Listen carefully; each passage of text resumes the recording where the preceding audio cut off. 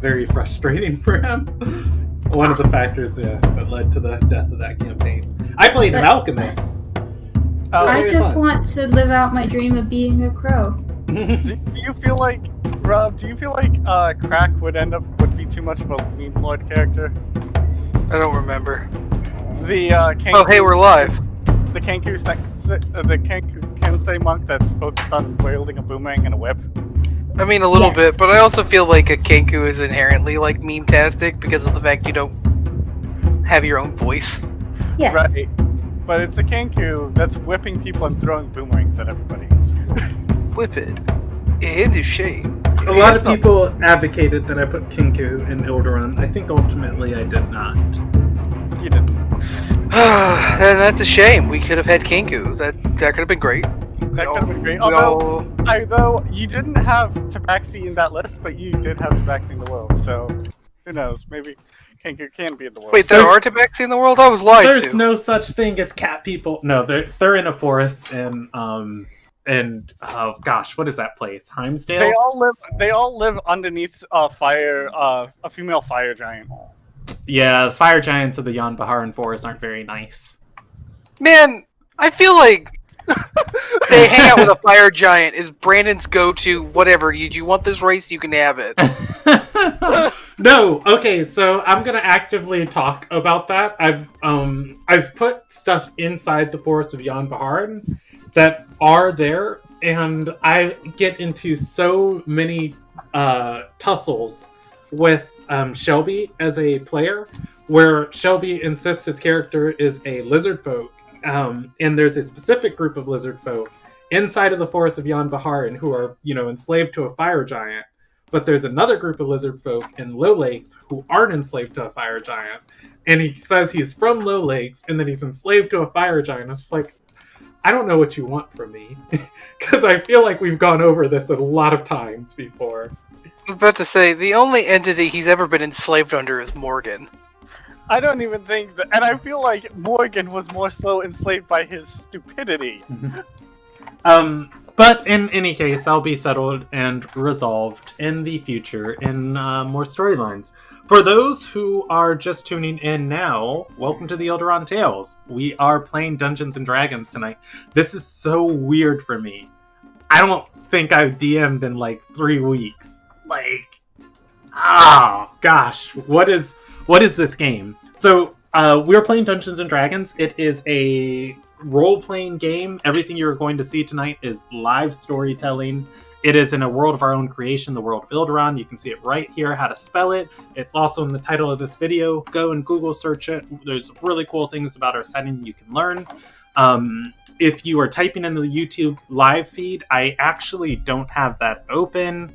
I guess I could eventually open it up. It's really hard for me to read it, so look in the description of this video and instead join the Discord, and you can type in this channel right here, and I can see that a lot easier. And finally, if you're under the age of 14, don't watch this video. It's not for you. And let's jump into the recap right after I figure out how to open the live feed. There we go. Boom. And let me pause this because I don't need that playing. All right. The recap of last session. So last session started on the 27th of Noble. The nobles were teleported into an area of the world near the Alyan Forest. It is this big forest right over here. They were told to look for a village called River's Echo and start collecting information on a fountain that they were searching.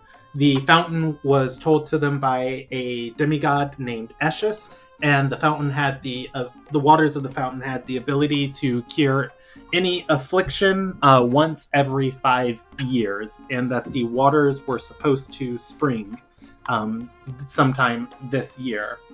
With that, as soon as the party teleported, they were separated in the teleportation, but once they landed, it seemed that everybody made it through. Reyna immediately stood up and told them to find the town of River's Fall. and the party headed out to look for it. As they ventured into a mist and found the town. The town seemed to be a pleasant little space in a clearing of the forest. The party collected some information from the innkeeper and the tavern keep, trying to confirm the legitimacy of the fountain. They did confirm that the fountain exists, and the barkeep gave them some information on how to track it down and arrive at the fountain. From there, the party decided to reconvene with their mentor, Reyna, who had separated off from the party to establish some protective wards.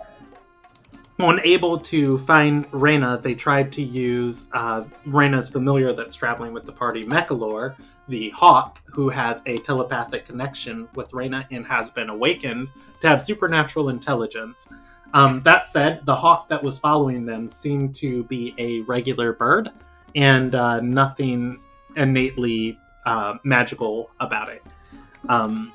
The party, realizing this revelation, was able to summarize that they are probably within Eshus's demi-plane, where Reyna told them the quest would likely take place already. The party got a little bit more information from the Mill Maiden, I think was the title we gave her. We did. And they headed into the forest to find the fountain. After venturing to where they thought the fountain would be, they were confronted by 3 astral protectors, and these spectral figures informed the party that they had to undergo 3 trials if they wanted to get into the area where the fountain is at.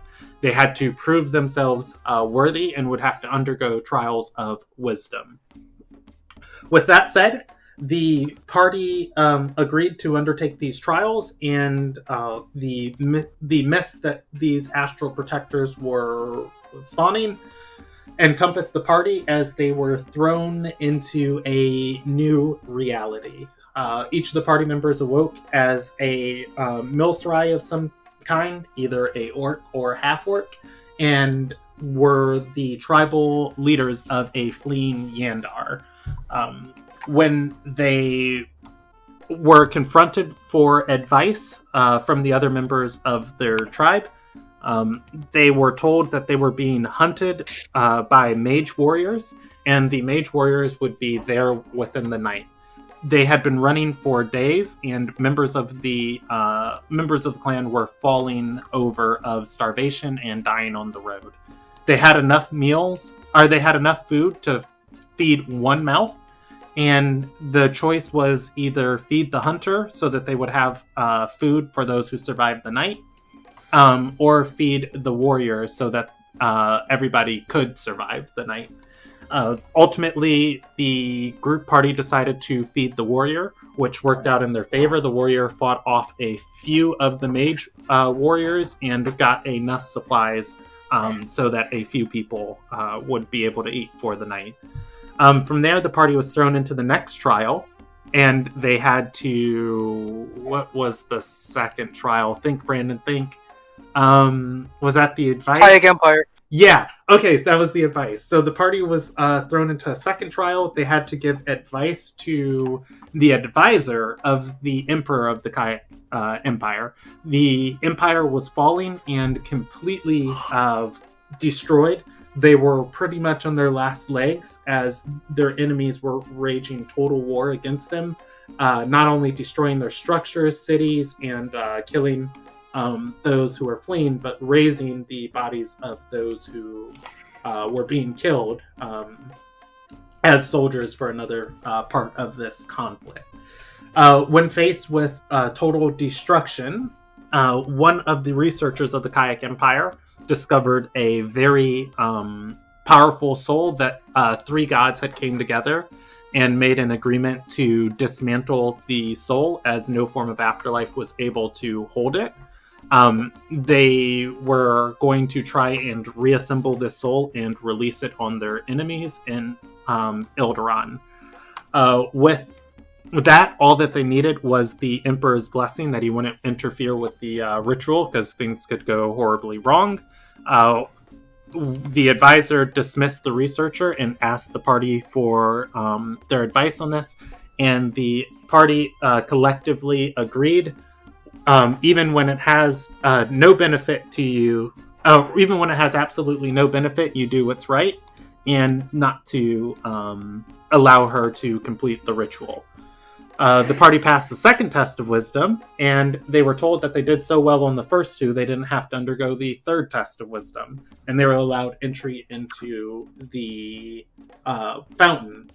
Upon entering the fountain, there was a horrifically sick woman inside of the fountain waiting for it to spring, and she had 2 of the 4 mercenaries left alive that she had hired to take her here. The mercenaries drew swords at the party as soon as the party approached, claiming that they were paid to ensure she gets the water, and they are going to do just that.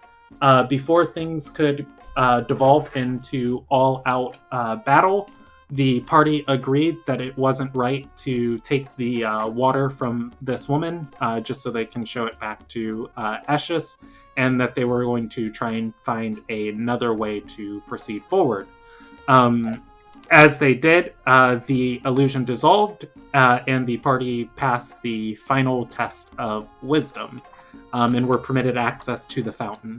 The Guardians did inform them, however, they did tell in untruth that the springs of the fountain had already spawned this year, or had already flowed this year, and their waters were used. It would be another 5 years before they flowed, but the forest was bountiful enough that the party would be allowed to camp out at the fountain until such an event happened.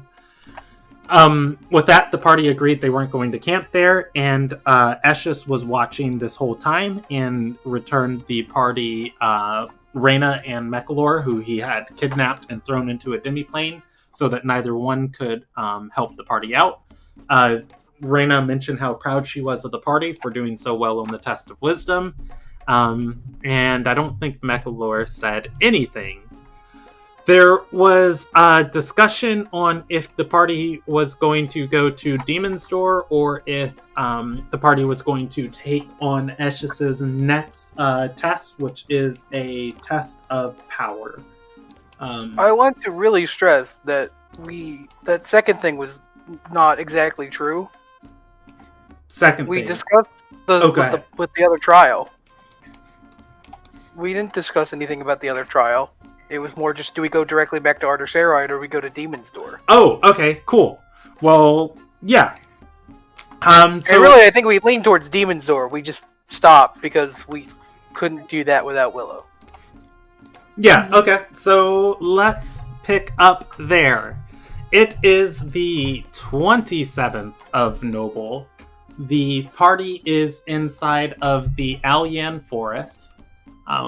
You guys are at the basin of this fountain, and from the fountain, no water is flowing. The tattered campsites are around you guys, and the astral protectors have faded. Up the winding hillside, back in the rest of the normal part of the forest, because this area is kind of a basin of sorts. The astral protectors have went back to the stones in the ground that bind them here. The whole party is circled around Reyna, and we're gonna start there. Give me 1 second to use my thinky noodle.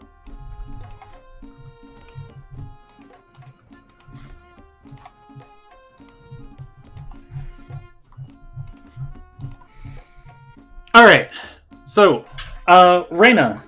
Oh, wait, why do I even have to think? The best thing about D&D... We've had a meta standpoint, we just are now thinking about thinking. Well, no, the best part about D&D is I don't have to make decisions.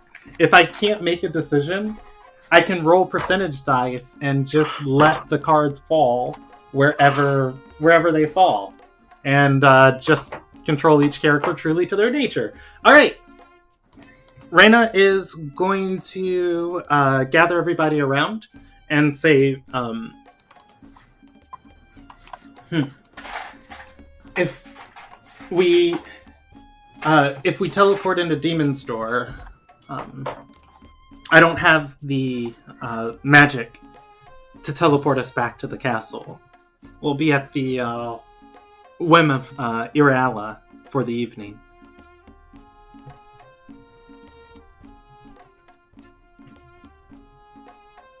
Is that a large concern? What do you mean you don't have the magics to teleport us? You not have teleportation circles in this country? Or in that country, because we're not actually in order right now? She's going to shake her head and say, no, there's no teleportation circle within Zenith Rise. Nobody can teleport into Zenith Rise either. It's warded against such things.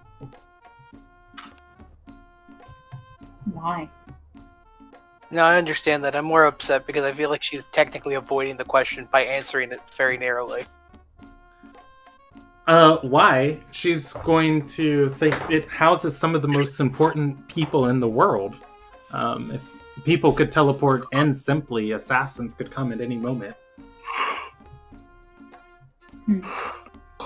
I assure you that attack by the Daughters of Gendawai, that was a very well-planned attack that took magical means that likely haven't been discovered by, or likely haven't been explored by any scholar in any other known place. Said anything about the attack.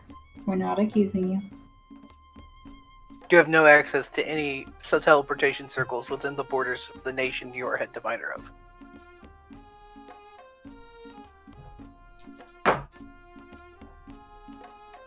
She is going to say... Look, if you want to just say, yes, but they're because of my side job that's super secret, I just can't let a bunch of random teenagers, including a foreign diplomat, know about them, you can say that. We're smart. Yeah, Reyna's going to say, because of my position, I am not allowed, or because of the position I hold, I am not allowed to flex my powers simply freely. There are restrictions in my organization that, yes, even a princess cannot take advantage of. She looks to also Andrea.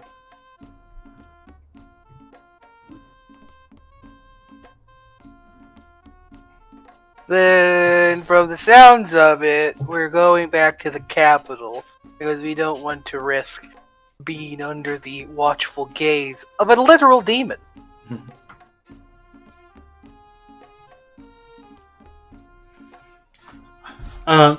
Reyna is going to nod and say, are you all comfortable with this? Yeah, sure. All right. She is going to cast teleportation.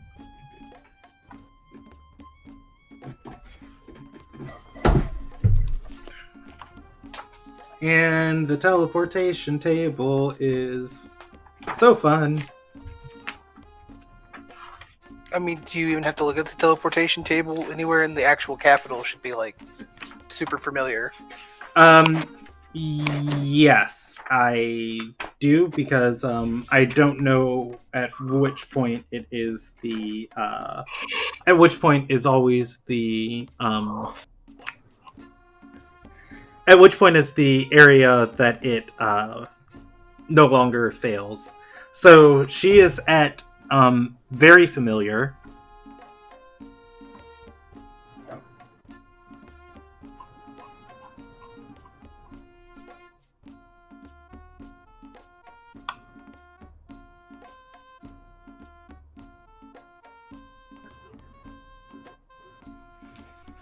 All right.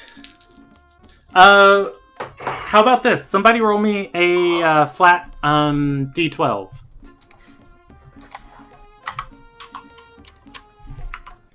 Willow has it. Assuming I remember how to type. Typing's hard. Oh, 2. That's great. Okay. Alright. We wind up in Demon's Thornton anyways. Rob. Oh no. How about you roll me a d6? Why me specifically? Because it's fun! We're having fun! We're playing... I rolled a 6. Alright. I've never felt more terror about Max rolling a d6 before. It'll be fine. You guys are going to lock hands. Reina's going to release her magic. The chant, you feel yourselves this burst of arcane energy as you are all pulled apart and thrust through the astral sea. As you are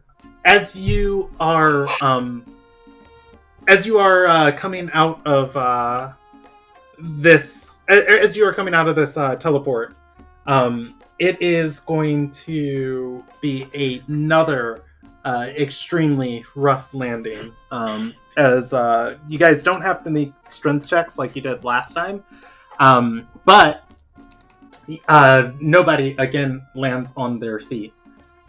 Reina is going to, as everybody stumbles to the ground, you guys land alongside a river, looking at the city in the distance. She's going to dust herself off and say, I think being pulled away by Eshus did something to my ability to cast that spell. In any case, we should be here. As she looks up, you guys are going to be very acutely aware this is not Ardor that's on the horizon in the south. Well, do any of us recognize it? You can roll me a history check. It's I'll adjust the difficulty of said history check depending on different characters' levels of knowledge and familiarity with this place. That's 18s for Stradora. Yes. 18s for Lamilia. 12 is for Kenneth. I love how Stradora made an 18. We aren't even from here. I'm well traveled. You're 14. unless it's the and a half. Order, I don't know. All right. So I'll go up from the bottom up, just not to ruin it for other people. Claw, you're a big city on the river. Might as well be Ardor Sarai. Moving up from there, Kenneth, you are very aware that this is not Ardor Sarai, and actually the architecture reminds you of Alil Nagai. Lumilia and Stradora, you guys both know this to be the city of Old Reldian. It is one of the center points of faith for the religion of the Given Wills in a major city. Isn't this where the gift is? It is where the gift is, inside of Ardor Sarai. Why do I have to pull out the teleportation table, Rob? Because sometimes people roll 8s. I just thought that, after a certain point of familiarity, you don't have mishaps. She's tired and stressed, and she just got captured by a god. A demigod. Yeah. Does it matter? Reina is going to look at the city and say, I think we're somewhere in the Alil Nagai. Let's find out where we are and just find some place We're to in Old sleep Reldian. You can practically see the light of the gift in the distance. At least we're in the right company. Thanks, Reina. All right. I don't have assets for Alil Nagai prepared. Anymore. No, on your guys' campaign. I still have all my notes about this city. So, yeah, let me just pull that up. Otherwise, you guys can head south into the city. I do remember the layout of this place. The city is built. It is on a river, but it is built around the center point, which is the gift. You guys just learned the truth about this. This city has a whole different meaning. Oh, we didn't learn like the deep secrets, like if this thing is somehow a lie. We just learned that it might have been a gift for genocide. Or it's the fact it's called the gift is itself a misnomer because it's just a random rock, and we called it a gift to paper over the genocide. America! It's the magic rock that you get the given wills from. Lumilia can roll a history check for free if you want. What you know on it? Sure, why not? Sagite's job is to dish out knowledge. I wasn't good at that. It'll be a religion check, not a history check. Shh, I rolled well. Yeah, I mean, it's the same roll, to be honest, unless she's actually proficient in religion. I'll allow either, but Old Fun fact, Reldian. I am. So actually, I should want religion. You can just add your bonus to that. 21.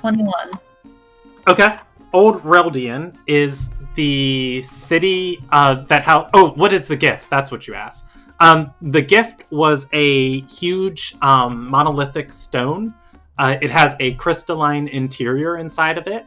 And what happens is as light passes over this stone, the different cracks of it refract the light. And the light is refracted and comes out as rays. It took a couple of years, but people noticed that this would happen in patterns. And the patterns would change before they realized that this stone was sending messages. It was eventually translated, and it is believed that the goddess Ililia communicates to all of her followers through this stone, sending messages through the gift. It is the basis for the religion in the world, the biggest one, known as the Given Wills, which is like, if you were to think of the Abrahamic faiths, how there's like the Jewish faith of Hebrew or Judaism, this would be the other side of the Abrahamic faith that led to Christianity. So the split, this is the basis of the Given Wills. Lots of people think that God speaks to them through the stone. And as such, there's a giant city around it. Okay. Alright, so you guys are going to start heading into Old Reldian. And, man, most of these people are dead. Yeah. Old dude was old as dirt. Alright, I'm just gonna redo this whole folder. Old dude junior? Yeah. The old dude junior, like his father. Yeah, because you put us in like because you put us in like the coolest because of the gift, but also like possibly the most useless of the Nigean like big cities. Alright. I mostly say this because, you know, I have contacts in all the other ones. Alright, so, yeah. Remember how I said I had notes for this? We're fine. All those notes don't matter. Alright, so, you guys are in, Old Reldian. There are 4 roads that, dissect this town. And the roads are... Let's see, I never did name the original roads. You guys are coming in on the Bonding Flame, road. As you guys step through the town, you can see, or as you step into the town, you can see there's a main concourse that runs through the city straight to the gift. The gift itself is housed in this massive tower in the middle of the city, but it's completely open on any side, much like a public park. The tower overlooks the rest of the city, but just looking down this main concourse, even in the evening, you can see straight down into the distance, lantern light inside of here, and just like that huge stone, just the sliver of it, you know, from the one entranceway that aligns with your road. There are the areas of this town, if you were to think of a pie, it's split into 4 different sections from the 4 different roads dissecting it, and a inner and outer city. There is only a city wall around the outside, the outer road. So walking in from the northern Bonding Flame Road, would you guys be looking for taverns, or like would you try and find like a Sun Yith place? Because the Sun Yith would have a heavy presence here, which is the church around the Given Wills. Yeah, I think that would be your guys' 2 options for finding some place to stay. Which would be more appealing for you guys? Taverns or Sun Yith residences? I feel like we should just go to a tavern, lay low. I support this. All right. Aren't you in the sun yet? Yeah, So is Mechalor. provisionally. All right. As you guys head into as you guys head down this road, on the outskirts, actually outside of the city wall, there is the Leaping Lad Tavern. Stop me when one seems appealing to you guys. It's a Leaping Lad Tavern.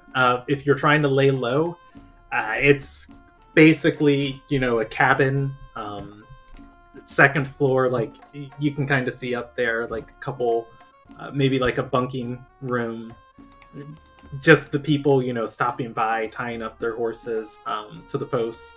The small stable they have. Yeah, it's really shady and small. The next place, going into the city walls, you're going to see the Brass Passage. It is a little bit nicer. Well, it's actually much nicer as far as cleanliness. It's still shady as it's in, the outskirts of the city. It is also crowded. You guys could blend in here.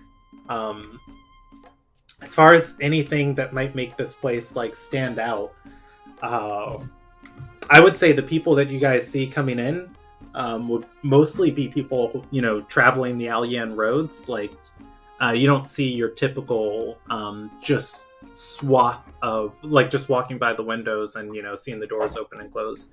You don't see your swath of Lonegian masses inside of here, while it is well populated.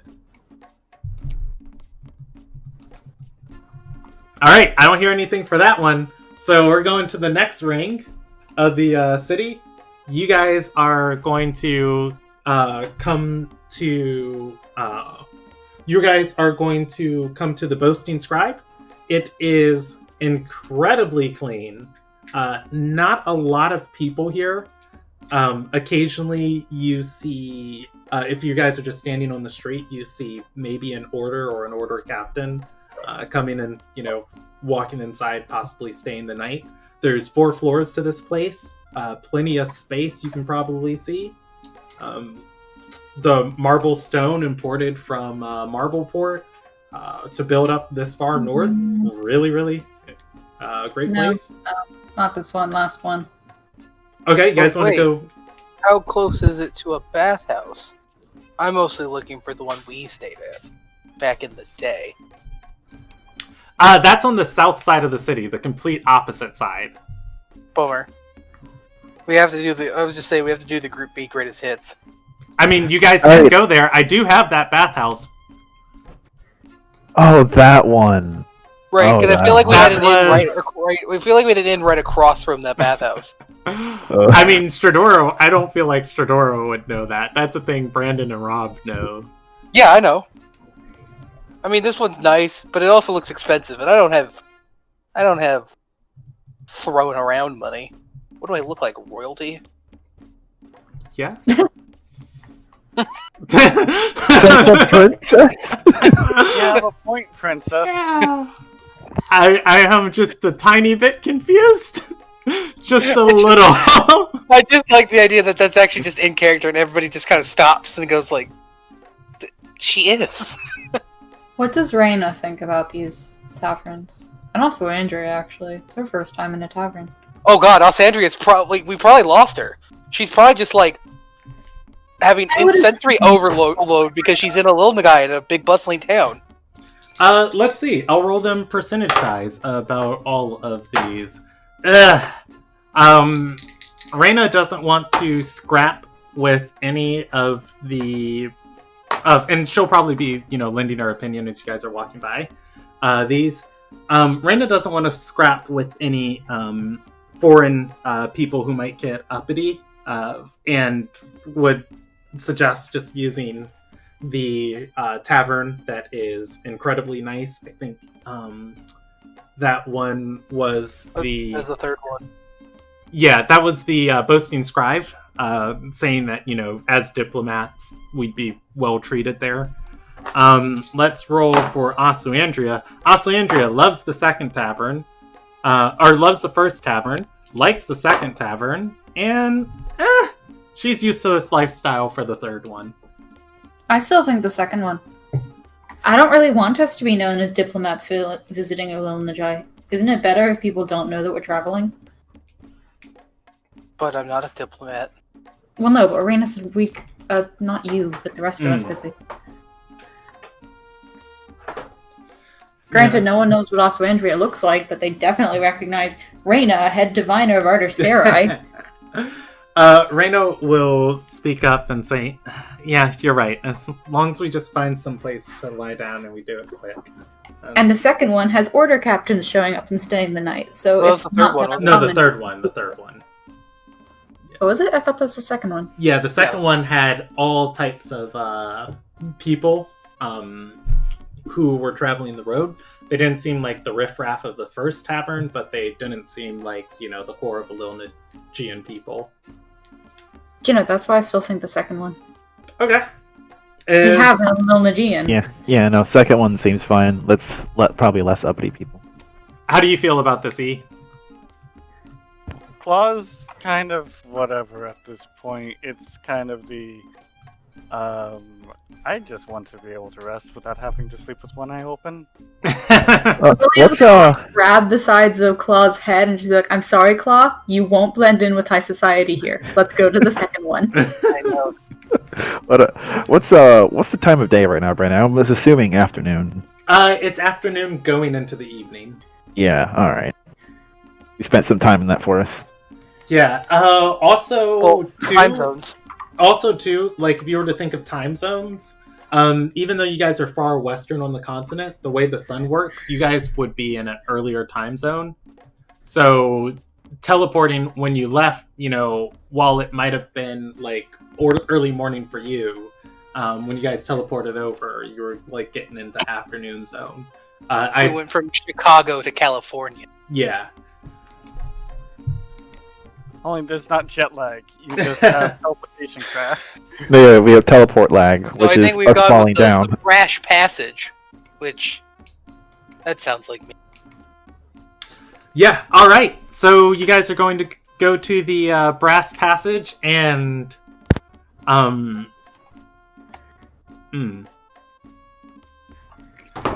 Get some new brass knuckles for Stradora. I got a guy for that. We're in the wrong city. Okay. Alright. So, as the party steps in here, there is going to be a group of... there's going to be a group of elven performers dancing. It is a strange and very... It is a strange and very intricate dance that's taking a lot of concentration from them. You can see as they are going about this dance, they are using strange magics around them that are manipulating and creating, or rather manipulating and moving the different elements until finally they are going to come to a fever point of their dance. All put their hands in the air. The elements come together, and several birds form flying out from the spot. The tavern is quiet as a couple people, or until this display is done, as the crowd then breaks into applause. I'm gonna take off Andrea's hand if she wasn't already holding someone's. Okay. Because I don't want her to wander towards the magic. At this, there is a bartender near the door. As you guys are only going to be here for a night, I'm not really going to bother coming out with a super complex layout for this place. The bartender is going to wave you over and gesture for you guys to come closer to the party, or to the bar. Shuffle, shuffle, shuffle, step, step, step. Hobble, hobble. None of us can drink. Well, wait, no, Kenneth. What do you mean, none of us? Me and Raina can. I think I can, technically. Probably. You can, and I can, actually. I would say I'm the only, like, Alessandria and I are the only ones that can't. Claw, you can? We can get you. We can get you cider. Because in the first session, I had a drink. Wait, right. we've all I'm drank. a water and juice gal anyway. No, I meant, like, in the first session, like, very first session. Yeah, but it still feels morally wrong for us to drink. The bartender is going to speak up as you guys have stepped in and say, well, I'm always happy to have patrons and those on pilgrimages traveling through. I'm kind of afraid my next set of entertainment booked for the night is going to be a little bit too mature for all of you. What brings you to the brass tonight? Kenneth looks insulted. All of you. You're a babysitter. Deal with it, and deal with this. Magical mishaps. He's gonna say, yeah, I assume from the way you were dressing, you were either from the university or the Queen's Court. Do we really bring off that air? Also, I look like a member of the Sun Youth.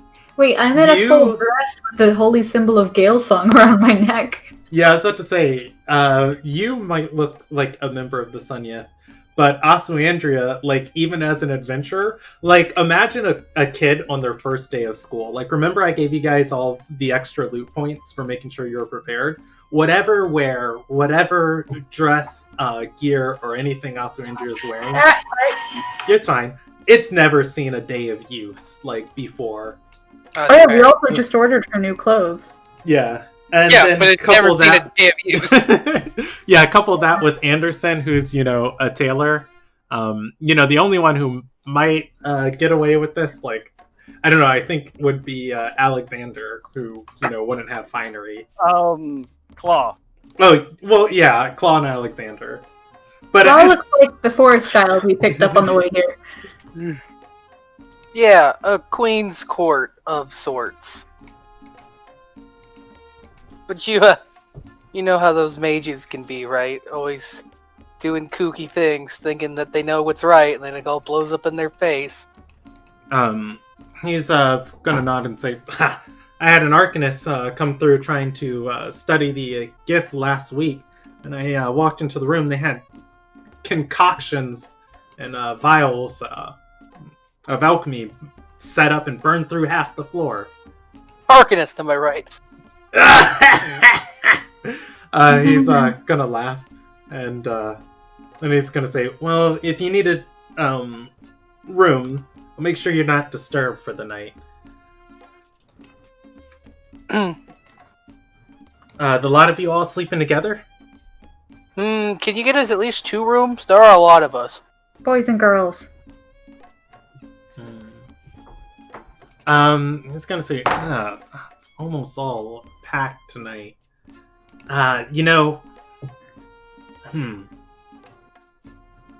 gonna look at Raina and say, I've got some performers coming through this evening. That said, some of the rooms were booked in advance. You want to take your kids and apprentices. I do have a Risen member on retainer. I can sell you one room, and I can send her out for the night on some pointless job, and you can take her office. Reina is going to nod and say, huh, the office will do. And she will produce a pouch, and she's going to say, how much? Well, for the room, I'll just charge you the normal price. For the retainer being sent out, the price that it's going to take to use her services. So, about 8 gold. Reina exhales and... Total? We could probably all fit in one room. I was about to say, how many are we going to squeeze in this office? Because if it's just Reina, I don't think it's really worth see how much space we're saving.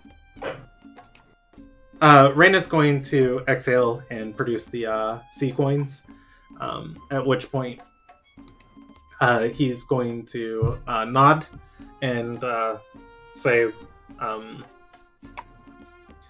oh, why did I make an NPC? Now I gotta give her a name. Oh, no, I don't. He's gonna say, just tell the scribe, that old Rami wants to see her. When she's down here, the office is yours for the night. Don't think she has anything valuable up there.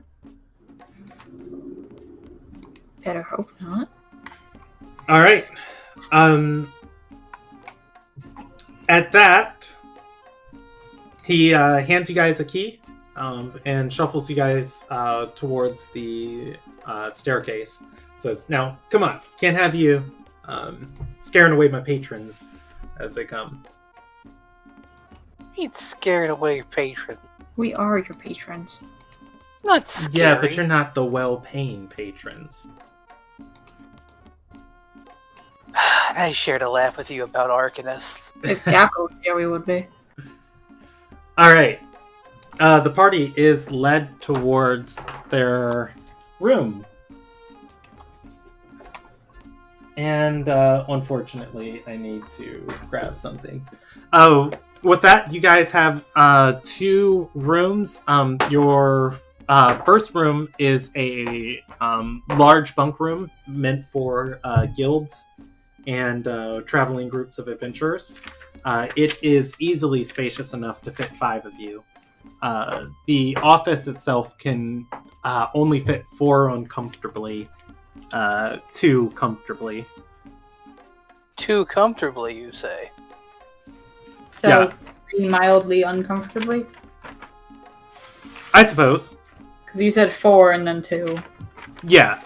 Well, I was just suggesting that we do have a 2 pairing that we could shove into the office. If Yeah, you're you're right. saying this in character, Reina. absolutely not, Reina says. I'll be taking the office with you 2, and I'm assuming she's gonna look... Well, no, I'm not assuming. She's gonna look at Lumilia and Osaandria. I was going to say you should just go with Osaandria. And the rest of us can fit in here. But why would we separate an engaged couple from a chance to spend some quality time I agree together? with her, as Reina interrupts Stradora. She pulls Osaandria up into the office. There is a sofa in here and a plush chair for the lounge area of like where the scribe would sit and take notes as meetings are happening. Between the sofa pulling the table together, they're able to hobble an area where one person can sleep on the sofa and the other person can sleep reclined in the chair. With that, they're going to be preparing for the evening. Your guys' room has those 5 different beds in it and enough space for you guys to store your things where you don't feel horrifically crowded. Okay, so who's sleeping with who? Because there's 6 of us.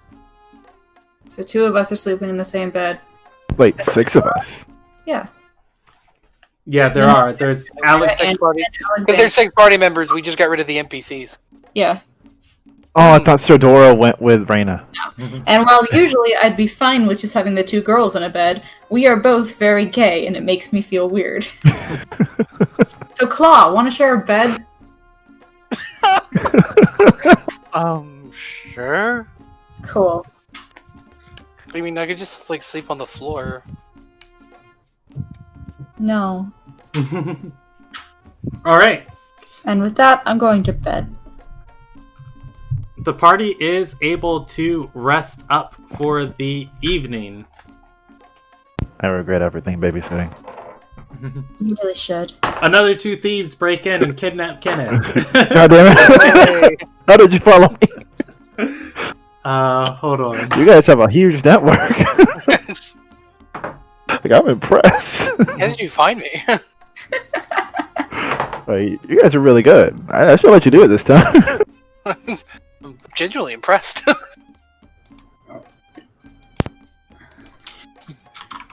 All right. Wait, I need to roll one last thing for the evening.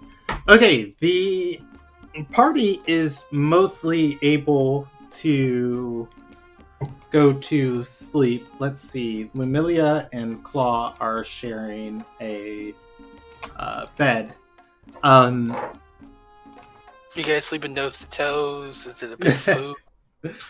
The party is able to mostly go to sleep and mostly have a pretty pleasant night, except Anderson wakes up in the middle of the night, sweating. Well, not sweating, but kind of in a huff. It's enough to disturb a few people, but otherwise not, push you guys completely out of your slumber. A few moments later, he drifts back asleep. And that is the night. It's the 28th of Noble. The party wakes up in the morning. And let's see, is this place still is popular during the day? No, most of the people have business they have to attend to. As you guys are collecting each other for the morning. I'm gonna go wake up off Sanford. Well, it's funny. You walk out of your room, and Asuandria and Reyna are walking down the hall towards your door. It seems that they had a bright start already. Reyna is going to say, "Get your stuff ready. We'll have breakfast at the castle." Asuandria is going to get us there. Speak up and say, "Well, since you have all of your magic back, doesn't it make more sense to go to Demon's Door?" Voice. Yeah. At which point, Reyna is going to look at her and she's going to quiet down. She Spend does the have night with the woman that you love, and all of a sudden you're so talkative. She does have a point, though. If you have enough energy to cast the teleportation to Demon's Door and back. True, I'm gonna be getting my armor on as we're talking about this. Yeah, I mean, your issue yesterday was that you didn't have the magic for both ends of the trip. Now you do. She's going to exhale and say, "I suppose I'm out of excuses." A wise woman once told me that sometimes our mistakes are the best things to happen to us in life. Asuandria is going to look at you, not angrily, but like with a little bit of frustration, and she's going to write in charcoal on a sheet, like very quickly, in coarse letters, "Don't quote my mother." I will quote whoever I find very wise. Normally it's my dad, but... While y'all are all talking, I'm aggressively trying to scratch one of my scales. Just flailing, trying to scratch it. Because I'm scales just- are itchy. Do you need help? I have a sword. I'm just looking outside the window at people watching. Hold up, did you just imply you will scratch my scale with your sword? No, if anything, I implied I'd give you my sword to scratch it with. If I'm gonna do it myself, I'd just use my hands. Okay, that seems worse. Because if I can't scratch it with my hand, how am I going to maneuver a sword for it? That's fair, but I don't have a hammer, so... I don't think a hammer would help either. It's just on my back. Well, yeah, but it's, a long handle and it's got the dull edge on the back. I feel like it would work. Claw's gonna scratch her back for her. Thank you. Just like, yeah, this is what I'm used to. Just that kind of look on his eyes. Anyways, yeah, I'll turn to Alessandria. It's like, look, if you ever meet my mom, you can start quoting her and then we'll be even.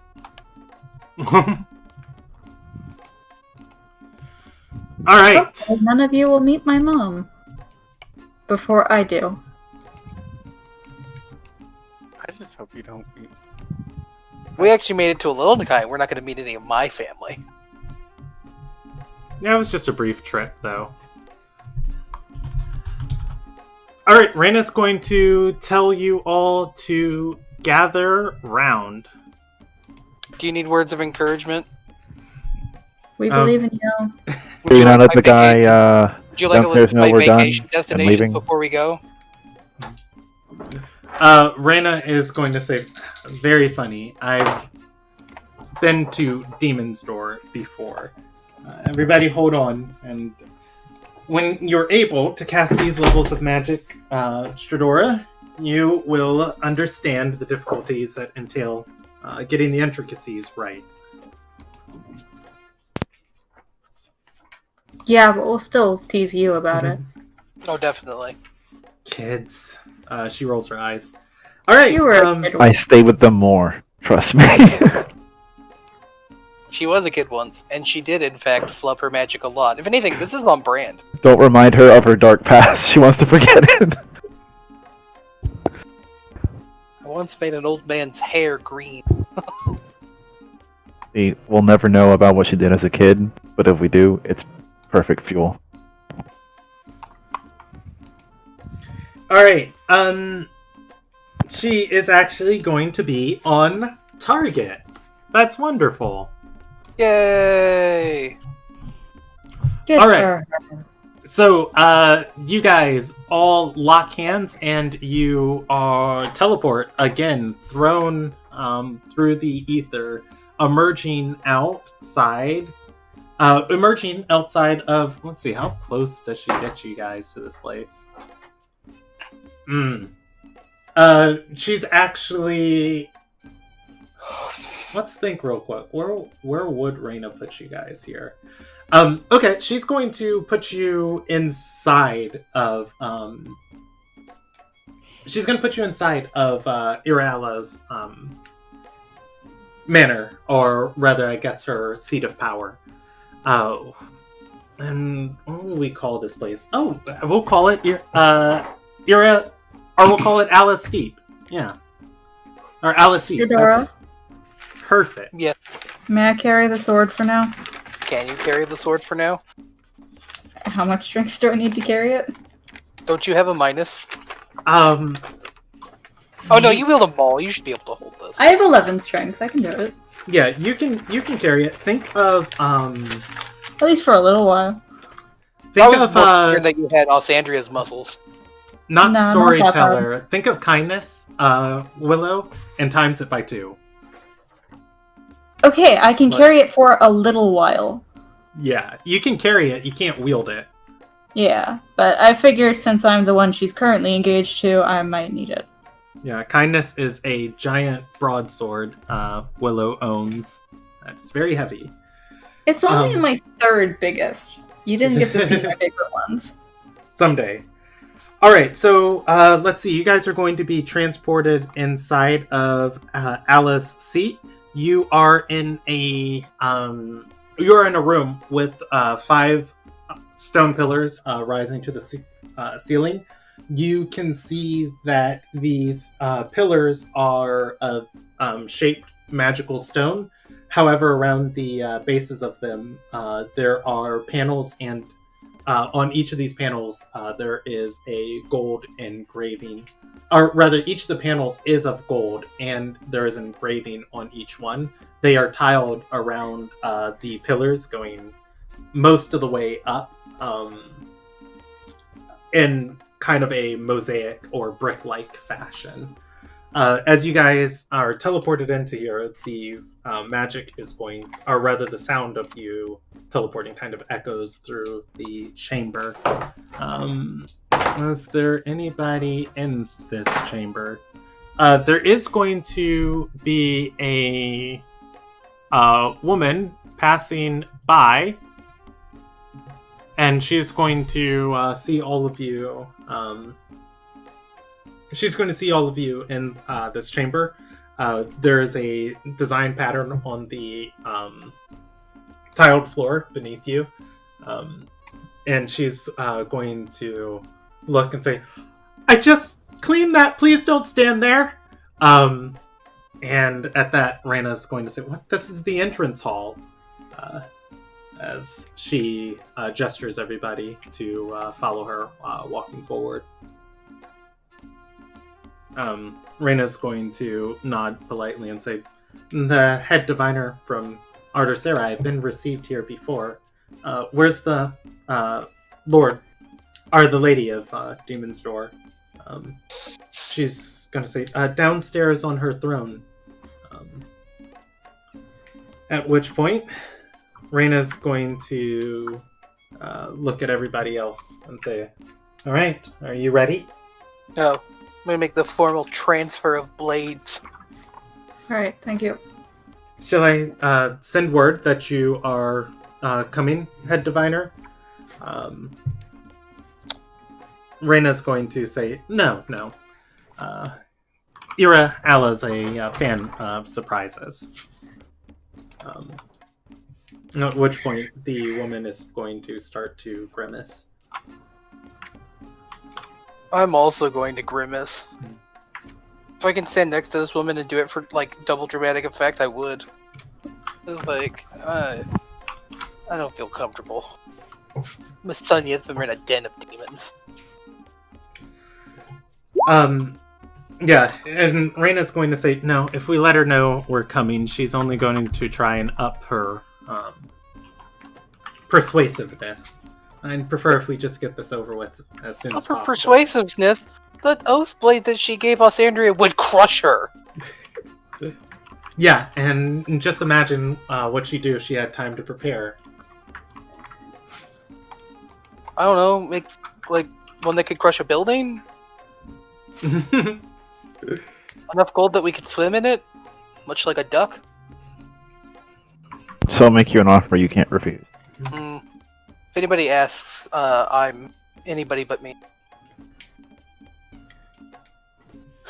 Anybody but you. Alright, Star. Alright. The as you guys leave the entrance hall, the servant is going to pull out a cloth and gingerly start working backwards over the mosaic on the ground. Just the areas that you guys step, like just taking the time to clean that. Stepping through the halls of this place, Raina seems to be intimately familiar here, as you guys pass various servants, occasionally passing a Irakin, which is Ilderon's Gorgons, people with those snakes for hair, or other Medusa-like features. None of this shakes Raina, as she seems to know exactly which way to go going into the main part of this tower. The tower itself seemed to be built over something else, as parts of it seem more military-like, and other parts of it seem more like a manor, like a large mansion where like a lord would live. With a little bit of haste and navigation, you guys make your way into the bottom chambers down here, the bottom chambers, and these passageways would normally be enough to get somebody lost, but again, Reyna has her bearings about her. Finally, you guys feel heat radiating as you turn through the final staircase. And these areas of shaped stone that have had different things placed over them to hide their appearance, instead turn to behind the shaped stone volcanic rocks. And let's go with something more appropriate for this. Claw is looking visibly more uncomfortable. Nope, don't like that. Welcome to the House of Scale Pride. Scale Pride. We'll go with this. So glad I got that cooling back. I want to strip down to my scales with all this heat. Man, fuck chainmail. Yeah, I don't like that. How do you think I feel? I'm covered in a winter coat. I'm fine. Well, I'm sorry that you don't shed appropriately. Wait, is it spring? Is it summer or spring? It is an in-between season. I mean, I guess I can just look that up real quick. Does fire resistance help with, like, just natural heat? Like hot environments? Some forms of it do. Most fire resistance does help with cold or hot weather. So yeah, I'd say if you have fire resistance, you're not, like, disturbed, but you still notice the temperature change. All right, let's see. What is this? This is the month of Noble. Noble is in the sun season. Oh, okay. So actually, we're in, like, the August of Ilderon. Oh, so it's getting fall. Yeah. Around. It's about to be the end of the sun season. Okay, so my winter coat is starting to get right. Nope, I lied. It's the June of Ilderon. It's the June of Ilderon. Because it starts at the sun season stops at the equinox, which is the longest day of the year, and the moon season starts when the days start shortening. Gotcha. So yeah, it's like June. No, I have my do have my summer coat in, but it's still stupidly hot for me. All right, walking through this final chamber, you guys can tell you're a little ways away from, like, the tower above, and probably into some of the hillside. Oh, well, actually, you don't know there are hillsides here. You are going to walk into this final, the final throne room, and if there is ever a flair for the dramatic, it is here. You can see there is volcanic stone, like molten volcanic stone, flowing over the sides of this room as you walk by. It is infuriatingly hot just stepping past it, but once you step into this room, these two flows of lava go into divots below where it doesn't, continuously keep this room scorching hot. Walking down this hall, it is lined with more of those pillars. These pillars, though, here, the gold plating seems to have been melted and melted and reforged and shaped together onto each of these pillars, so that each pillar is a solid gold pillar. Walking between them, there are tapestries of a demonic looking woman. Finally, in the back of the room, you are going to see the same woman sitting, reclined on not reclined on a throne, but, like, think of the armrests, like how there's the back of a chair, the two armrests, and you sit, facing forward. Think of her facing the armrest, legs kicked over the side of one armrest, back on the other one. She has a chalice in her hand. And on the side of her, or on the side of the throne, there are two crates with, it looks like more Irakin are going through the crates, presenting things and kneeling. As she looks up from the two servants who are going through the crates of offering, she turns and says, "Head diviner of Renalpaw Surreal? You've graced my presence. And, you've brought my love. At that, Reyna is going to say, no, this is not a formal acceptance of your offer. Oswandria gestures for the oathblade. Can she lift the oathblade? Does she gesture to, like, take it, or for me to present it? For you to hand it to her. Okay, I'm gonna, like, kneel down in front of her and hand it over to her. Irala is going to look on at this with curiosity as she hands the chalice to the servant and turns to sit upright in her chair. Oswandria is going to heave the oathblade, taking care not to like drag it in the ground, holding it with two hands, bring it up to this obsidian stone throne and offer it forward. She's going to say, "You're returning it?" Oswandria nods, and Irala says, "What's wrong? And tell me a devil doesn't have your tongue. Cursed and took your voice away from you?" Oswandria shakes her head. Reyna is going to say she wanted to return it and wanted to do it in person.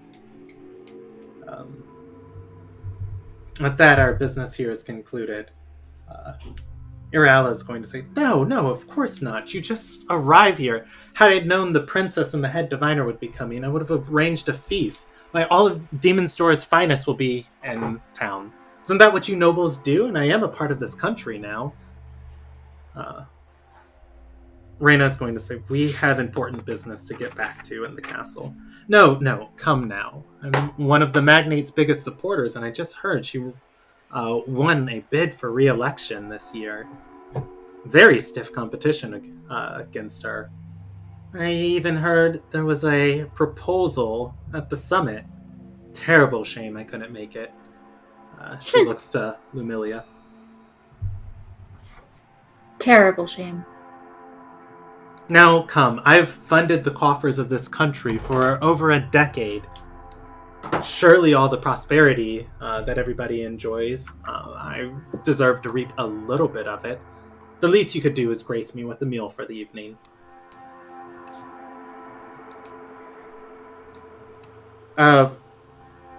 Reyna's going to smile thinly and say, how about we compromise?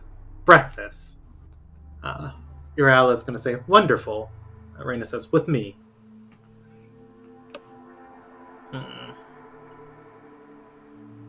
She looks a little bit more... she looks a little less enthused about this and says, I would just like the chance to negotiate a little bit more, and so I suppose the children won't be needed. This is acceptable. Go on, frolic with the other kin. She looks to the two servants and says, prepare us something. Get the finest chefs, whoever we have on call close to the seat. They nod and say, yes, my lady. They both bow. Irala looks at you guys with a very dull stare of almost of like, oh, you're still here. Let's go, guys. I'm gonna offer my arm to Oswandria as we leave. Tell me to frolic like I frolic. I'm a warrior. I frolic. All right. You guys are able to get out of this place. Let's see, Westwind Dungeon.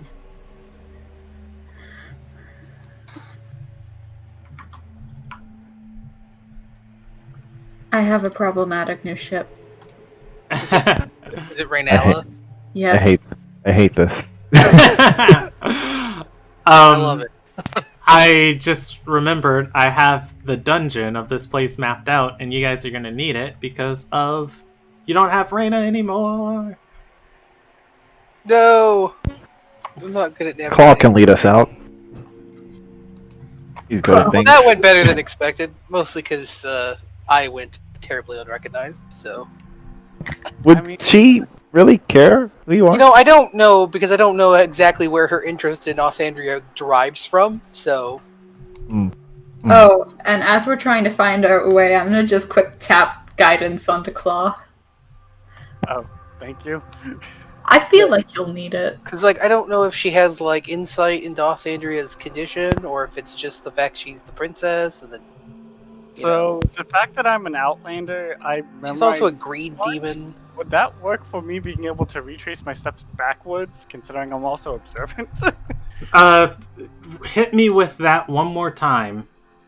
Considering of the Outlander, where I'm able to memorize anything that is considered a landmark, or like anything that sticks out to me, could I retrace my steps based off of, what I just saw, and it's just like, alright, I'm gonna aim for the exact reverse, considering we just entered from the main entrance. Oh yeah, just backtrack.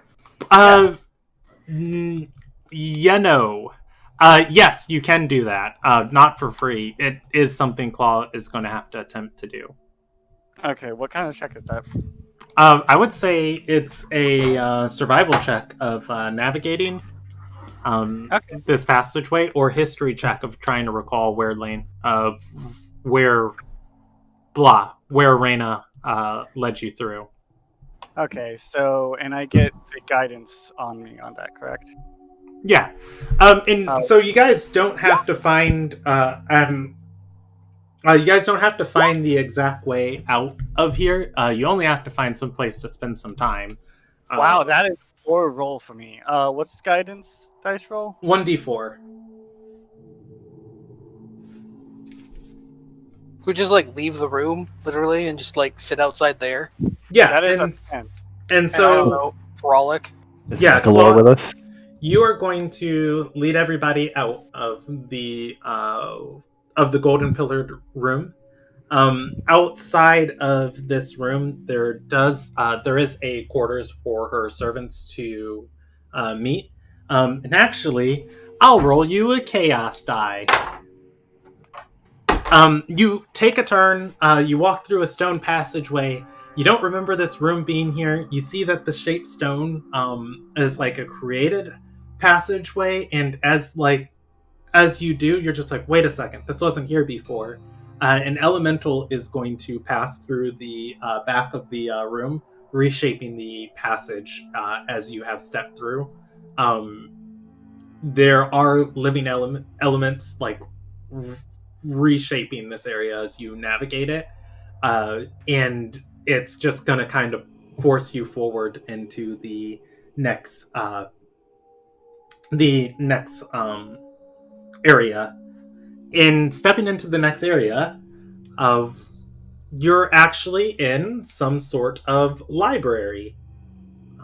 That is... It doesn't look like it's... Well, actually, it doesn't... It does look like it is being taken care of, as there are a few people down here. The people that you would expect to be down here actually... you don't see scholars or anybody. Like, you see more of the Iraken, and more, servants of Irala dressed in, her colors. It looks like they're restoring these books, as they have different sets of them on the table, and they're working, meticulously with inkwells and stuff, and they're going over different pages of it, and just taking their time with these different tomes. So we're in a library. You are in a library. A library underneath Westwind, housed by a greed demon. Yes. I'm going to tug on Osandria. I Tug, don't tug. think Osirandria is with us. She is. Okay. We don't have Reyna. It's the only person missing. Okay. And Mechalor? Oh, yeah, she would give Mechalor to Osandria. It's like, I know she wouldn't forget to give us the other babysitter. Osandria. She turns and looks at you. Wouldn't this be where the secret books are that you wanted to go see? She's going to whisper and say, yes, but the way that Anna always talked about them, she said these were treasured beyond compare, and that Iraala specifically held them over the castle, held them over the castle's head. She'd be terribly angry if we touched any of them. So I said we needed to get her to give them to us.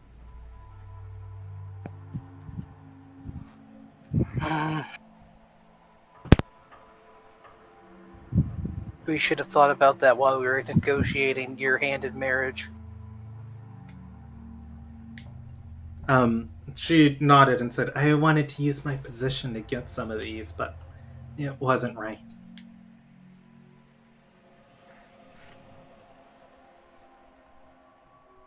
Well, anyways, do you want to get some forbidden knowledge and create an international incident? Yes? Cool. Come on, let's find some books. Alright, so you guys are in, let's see, I'll draw out these rooms here, because I'm pretty familiar with this place. Alright, there are, there's a main chamber, and there are 5 chambers around the main chamber, forming a circle. Each of the chambers built around here are, they look kind of like this, and there is small hallways that connect them. They'll enter, the center chamber is a large circular room. You guys are in the south one. There are servants in here at the tables working to restore some of these books. Asuandria is going to start speaking again, and Mekalor is going to say, Young princess, really, that is enough. At this point, he's going to say, it is my duty to inform the head diviner of such affairs, but she is busy with this. So I must inform you that please just do not cause much of a scene here. I'm gonna flick Mekalor. We will do our best not to create a scene. You think your magic powers work on Irakin? She's going to shrug as she starts writing. After a moment of writing, she is going to produce a piece of parchment and hand it towards the party. The parchment says, Anna was an incredibly old elf. I get the feeling she owned these books at one time and absolutely despises that now they belong to Iraala. Can I, borrow her tablet for a second? You can. Yes. I'm going to write on this tablet real quick. Anna was a devil. Not an elf.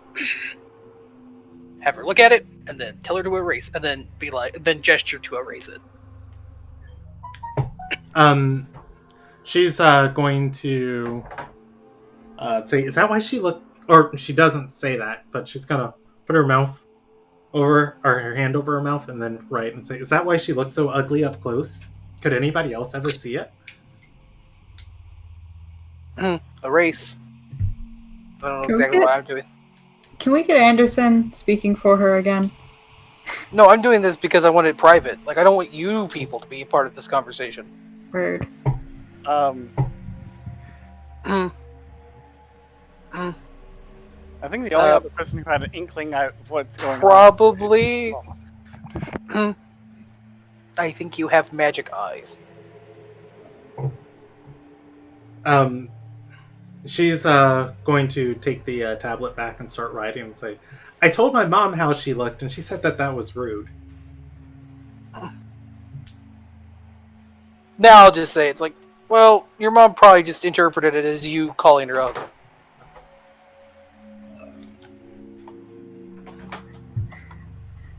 At this, she's going to look a little pensive. And yeah, then I guess she will tap her head at Anderson. Anderson will form a mental connection. Anderson looks like he's been a little bit spaced out. At which point, Anderson is going to speak up and say, "Wow." She says it's been, or it's surprising to learn somebody you spent your whole life with is a devil. What?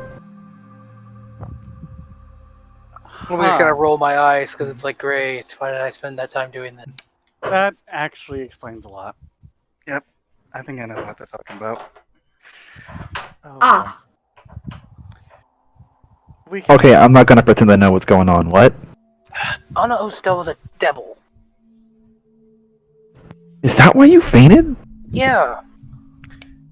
That's why my I can dad... sense like fiendish presences, and I did it in front of her, and it made me go all haywire. So that's who the cultists were talking about. Yeah, they kidnapped her that night. Yeah.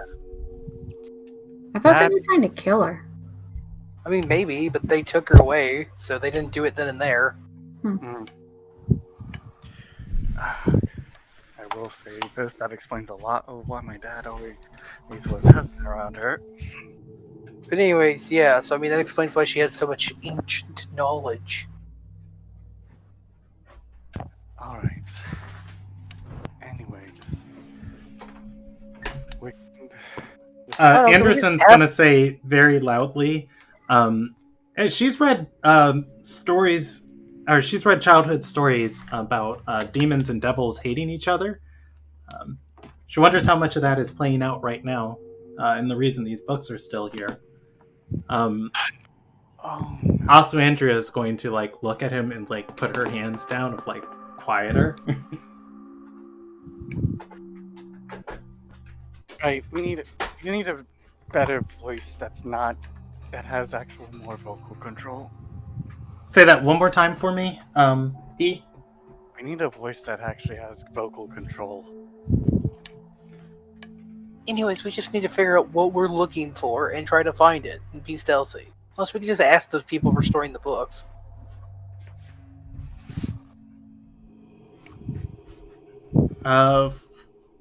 Okay. She's going to nod, thinking on this, and then her and Anderson have a moment. They're both quiet as they look at each other before Anderson says, "Fine." She says we should find something about what happened and the shattering involving Kalfir. Are these books organized? Would whoever it is that have this even want to organize their book? Though they'd have to have some kind of organization. I hope so. You'd have to be able to access them, even if it's not a standard organization you'd find in other libraries. I may not want you to know where I keep my, my cookbooks, but I need to know where I keep my cookbooks. Hey, wait, didn't you say they're trying to restore the books? Yeah. Why not just use a bunch of mending? I think. Well, I mean, maybe rewriting the parchment, not just, fixing broken things. Well, yeah, my other thing too, though, is we still need to be able to find what books we're looking for.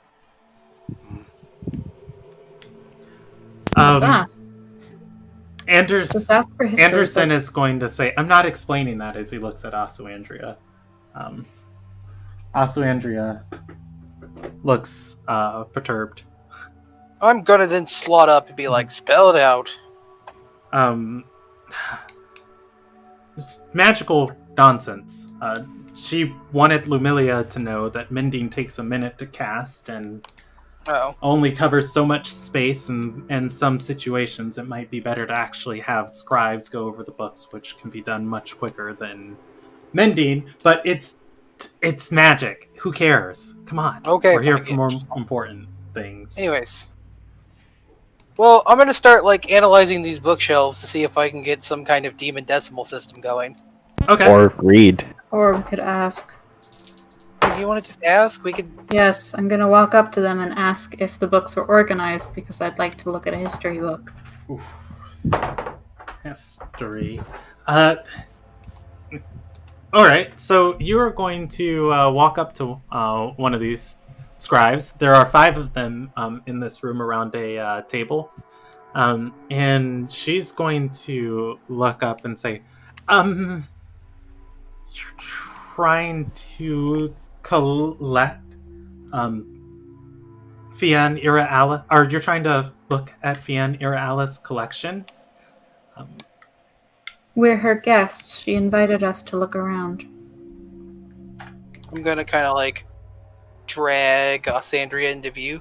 This is Alessandria Bertolf. She smiles, with that really uncomfortable smile, like the servant, and is going to say, nobody's to look at the collection. We're not allowed to leave this library. We're fed, clothed, and kept down here from, upstairs. I don't recall anyone saying that any of the books were requested. No servants came to get them. No one comes in here to read. I'm sorry, I just don't want to get in trouble. Is there anything you can provide? Oh, no. I have a book of the Given Wills. It's more like a trade. I guess it's not like a written... I have an autograph from Thrasidania's Wonderspoon. One of the scribes is going to say, nah, cut it. If Stewardess Jeet didn't send you, we're not losing our heads for you. Mm-hmm. He keeps looking down at the book he's working on. She's going to look up and say, yeah, and sorry, she's very possessive of her collection. Oh, I gathered. Can I figure out what specific book they're writing at the moment? Or, some of them are writing at the moment, looking over them? Yeah, so they just told you nobody from the outside's allowed to read these books unless they have explicit, orders that they're allowed to. So I would say give me you can see it, but if you want to do it stealthily, you're going to have to give me a stealth check. Otherwise, I will tell you what's on the book, but everybody's going to notice you're just kind of leaning over this lady's shoulder and looking at the book. Oh, I meant, okay, I was trying to see if I could see anything from a glance, but alright, I'll roll a stealth check. Oops. Wow! Okay, no. Alright, so yeah, as you take a quick second to kind of just see what they're writing, she is going to look absolutely terrified and said, "This is my text I was given. We're not allowed to look upon others." She puts her hands over it, not touching the pages, and leans forward. You do glance a couple words, and let's see.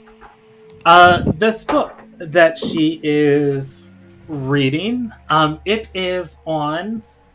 this book that she's writing, it is a history of... or rather, it is a history of the different early forms of what would be a mage, I guess, for ancient ardor, people commanding the fires of, or the magics of the earth fire, and the different ways that they found out how to do it.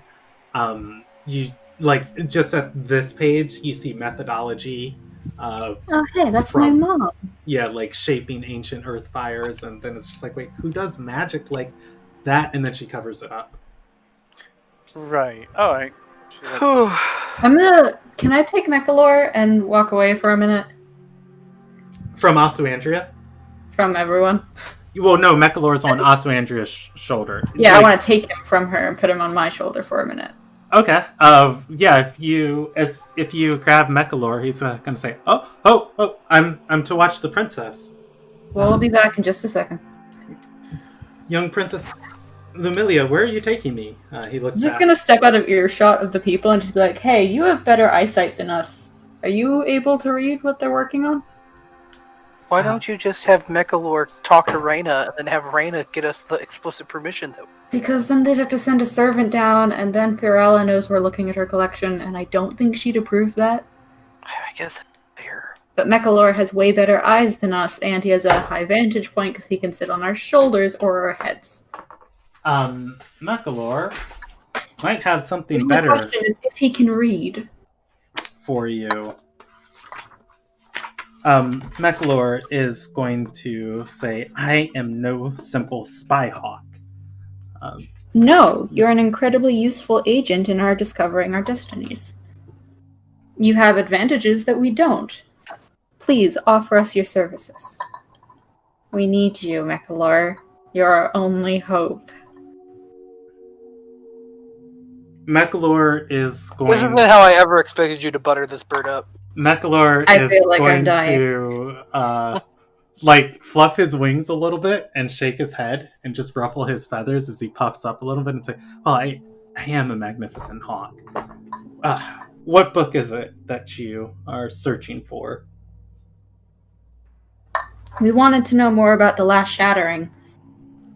Princess Osuandria had some questions about it. Mechalor is going to say, "Just follow my grip on your arm. When you feel me tighten, you're getting closer. When you feel me loosen, you're getting further." Thank you. Uh, Back to the group.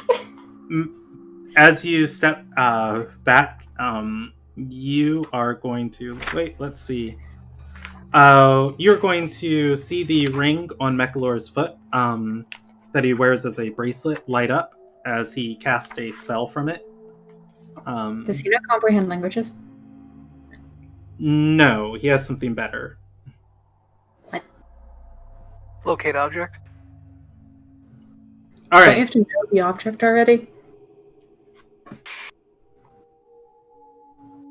Not necessarily, because the one we have is involving earth fires, which is more involving you. Doesn't necessarily mean that it's about shatterers. All right. You feel Mechalor's grip on your shoulder loosen. As you are aware, Mechalor seems to be concentrating on a spell. He looks towards one of the passageways, then looks at you, and back towards it. Follow it. And probably pull some of the party with me. Not all of them. At least talk to Andrea, for the bird's sake. All right. As you start stepping slowly through this library, occasionally you step into each room. Each room has about 5 of these servants placed in it. They are hunched over, each working on different tomes. The shelves lining each of these rooms go completely to the ceiling, nearly 11 feet tall in height. Books, dotted along, or rather not dotted, but filled the entire shelves. As you get to the third... Go ahead. What was the name of the, was it stewardess that they mentioned? Stewardess Jeet. Okay. Jeet. As you get to the third room, Mechalor's grip on your shoulder tightens. And turning and looking at the shelves, you are going to see the first shattering, the second shattering, the lost shattering, just in some of the titles here, just outlining some of the texts that are on here. I'm gonna give Mechalor a quick pat and then look like questioningly at Asu, Andrea, and Anderson because I don't know which shattering we're investigating. I think it's the second shattering. The second one? I'm not 100% sure. I'm gonna go pick up that book then. It's kind of a Brandon question too. Is it which shattering are we doing? If Lumilia doesn't know, Lumilia doesn't know. That I would say that's a history check. Okay. Well, that's a history check for what the other shatterings are. As for what you guys are looking for, you're looking for information on Calfir Calgarin. Which shattering was he the cause of? Okay. I rolled my history check. Let's see, just to make sure I'm giving you the right information.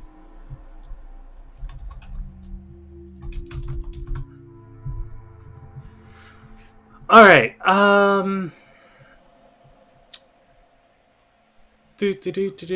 Okay, so the Shadora and Lumilia, you guys are going to have a tertiary knowledge of history. Shadora, you know there were two shatterings in history. The Kayak Wars technically count as a shattering, but or rather could be considered a shattering for the Kayak people. But the rest of the history counts it as a war that was eventually won between, the Four Ascended and the Terai forces on the other side. That said, the two known histories that are taught in Alonagai, the first and second shattering, one dealt with gods clashing against each other. The other one dealt with humans discovering, the ability to create really powerful undead. As for which one is which, kind of slips away from Stradora. Lumilia, the first shattering was about something dealing with the gods. The second shattering is more important to you. It is when the Shatterer Fictier created the Terai. And with the creation of the Terai, the first shattering destroyed nations, but ultimately led to Galesong ascending and ending and destroying Fictier and restoring the world. Claw, the first shattering dealt with the gods, specifically the Earthfires had been given to mortals, and Amira's job was to guide mortals. One of the gods of the world, Genduai, got very jealous of this and sought to use the Earthfires for his own means. He led a war to conquer a Earthfire that ultimately led to Amira destroying it, so he could not use it. That was the first shattering. The second shattering deals with the undead and Terai. That is about that's about Galesong and defeating Fictier. As for the Lost Shattering, you never heard of that before. So that's probably the one we want. That's fair. We do know as characters that Calfir is kind of weirdly scrubbed from history. Okay, I'm gonna pick up the book on the Lost Shattering. It is not. It is not book. It is shelf. Okay, I'm gonna pick up the first book on the shelf of the Lost Shattering. Do the books have, do the spines have any text on them? Yeah, they're in all different types of languages. I'm assuming Lumilia reads. No, you did not take Draconic. We talked about that. I did take Draconic because I come with it naturally. Oh, I thought I got rid of Celestial. Oh, okay, cool. Okay, so there is what common and Draconic that you know. Yep. Looking through the shelf for Lumilia, you don't understand. Ooh, this one is the ancient nation of Amirian. Before the Cow Fears. That one looks... That's a good one. Yeah, I'll take that. You mean before the Calgarans? Oh yeah, I'm sorry, Calgarans. As you go on to the as you go on to like the next one and you're reaching for this, one of the servants are going to look back at you from the table that's on the other wall and say, excuse me, you're not allowed to peruse the collection. What was it in green, you said? No. I love you, but I don't think I'm going to give it to you a third time. You know my memory! I love you, take notes, otherwise you're playing in the shoes of Lumilia. I know. Does anyone else remember it? I think it was Git. Jit? Oh, screw it. The stewardess sent us to retrieve these books. Roll me a deception check. Yep. You're not getting help. I'm not helping. I don't need your help. Well, okay. I'm gonna say Stewardess Jeet didn't tell us we'd have any visitors in the library. We arrived rather suddenly. Lady Fianna Arella is having a meeting with Head Divine Arena at the moment. And she's going to say, well, of course, this is Ira Alla's private collection, though. If Jeet's not here to pull the book from you, I don't know if I can trust that. Please, wait until our supplies are delivered for today. When the elementals reopen the passageway, we can confirm this. Until then, none of us really want you to lose your head, or any of us for allowing you to. Our time is very limited. Do you have to stall us? If we aren't able to get these delivered in time, we'll get in even more trouble. I'm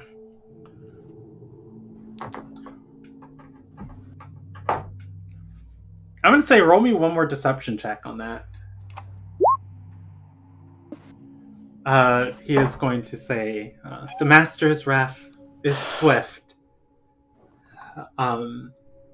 He's going to nod and say, well, we haven't been able to get all of the items in that collection yet. Please just be delicate with them. Of course. You remove the book. Yep. Last time somebody wanted to take books from this place, they had to sign a contract that could curse them for all of eternity. And now we should How is Slomain doing? We should probably go and hope I got the right book. Seriously, I start leaving. I don't think we can. I said I was delivering the book. No, I literally don't think we can. Why? I think we're sealed in here from the elementals, so until they get the supplies, we don't have an exit. What? I got... The elementals kept shifting. I don't know, did you think it weird that the 5 panicked scribes don't just leave at some point? I mean, the fear of death is one thing, but I also wasn't here when we got... They literally get airdropped their food. I want to point out that the only reason why we're in here is because an elemental decided to change the door to this room. Oh, I also wasn't here for that. Oh, yeah, and you also forgot that you had advantage on that survival check. But. No, I got a +4 at advantage. Is that how that works? Yeah. I'm sorry, I have the memory of a potato and I haven't played in 2 weeks. Mm-hmm. Okay, let's just start reading the book. Yep. Be delicate. It's probably super old. Yes, I'm always delicate unless I'm breathing fire. Yeah. Actually, on second thought, I should probably hand this to Kenneth and Alexander probably to read. Oh, maybe Alessandria, the one that actually handles magical texts. Oh, that's a good idea. Yeah, I'm gonna hand it to us. Yeah, no, my head's not getting cut off for this. Fuck that. Literally our only scholar. Also, the only one with plot armor. Hey, I'll kill her. Don't plot probably the only one smart enough to actually read it, because... Never mind. Also, she can probably cast Comprehend Languages. That spell doesn't cause damage outside of the emotional damage you might get from reading a particularly spicy rom-com. Alright. Alessandria is going to open this book, and she'll roll a history check. and yeah, she'll pour through it. How long do you guys wait here with her? Because I'm assuming you guys went back to the passageway and you're waiting for, the elementals to open it. And I just want to know, like, what comes first, like leaving, or her pouring through like this tome. I thought maybe we'd stick close to this bookshelf so that we can then ramshackle, put it back, and run to the door. Yeah, I'd say stay. Let her read. Unless we need to keep it, then yeah, sure, we can go with the other plan.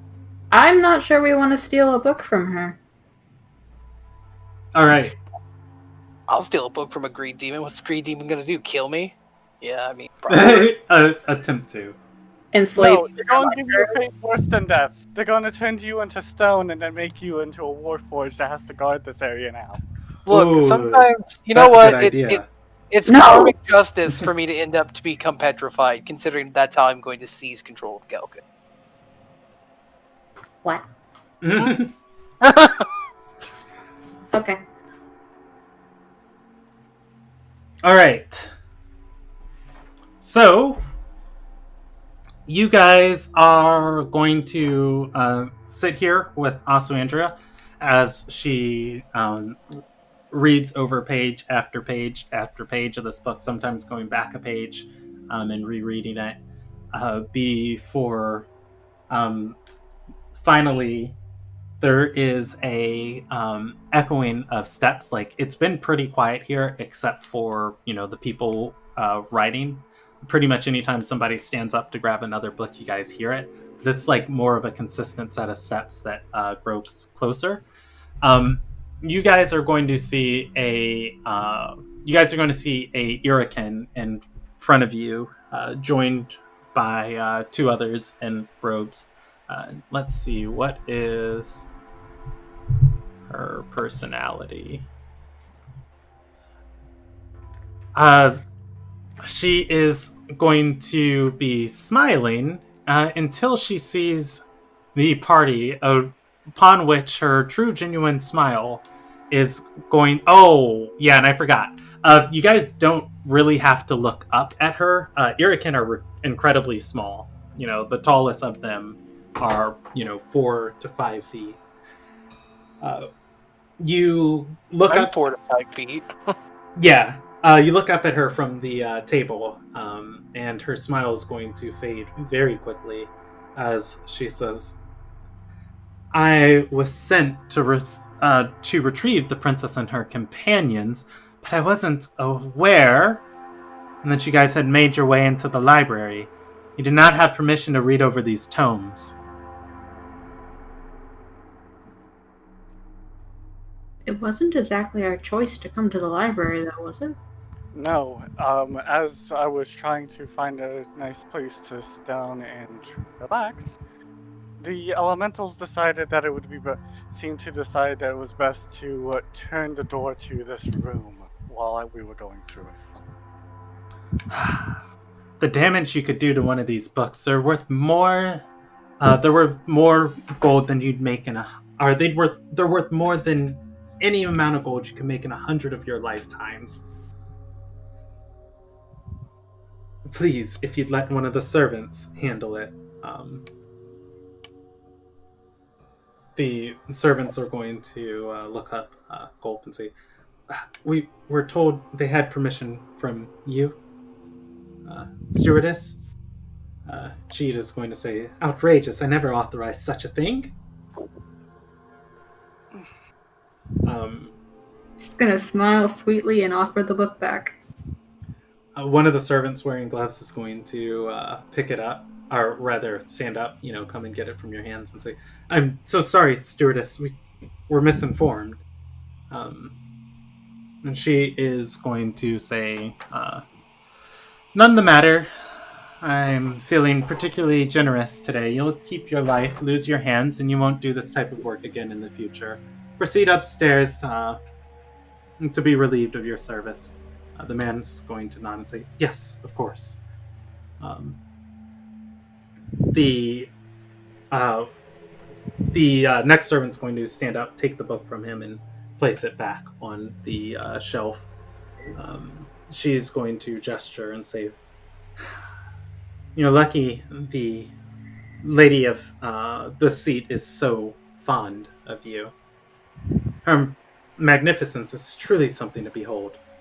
Come, negotiations have stalled between your diviner and her. Does that mean we get to leave? She's going to say, Iraala wishes to speak on with each of you before you depart. I don't feel comfortable with this. Each of us individually, or just generally? And she's going to say yes. She starts walking away. She's going to say, come now, the passage is open. I'm pushing Kenneth up front. I hate all of you as I walk forward, being pushed. Kenneth, I'm sorry, I didn't decide this. Claw is going to take the first bullet for you. No, I'm up front. I'm just wondering, what does she even want with all of us? I don't know. You look I at feel us. like this is a trap. I should run. She's a great demon. She wants everything. Run! She might also be wanting Take all the books to and leave. make We've already given everybody a handbook. alliances. She's trying to blend into our society and, feel like, I guess she wants to know She's more an of the nobility. 8-foot-tall demon that has gold pillars in her volcano lair. She'll fit in when I suddenly sprout a penis. As you guys are talking, Jeet is going to turn back and say, you shouldn't speak illy of Fia Nirala. She's a being of unimaginable power from an era that you can't even begin to comprehend. Oh, she Yeah, probably so is. Yell song. We still bad talk him. And you can worship him. someone and still critique them. I was about to say. Yeah. I have a very practical view of immense power. She's going to say, that's different. The god of storms is of mortals. Iraala is a being not even of this world. She's never known what it's like to be mortal. Her magnificent can't be explained in words that we have. I mean, no one can explain why I walked out of an earth fire.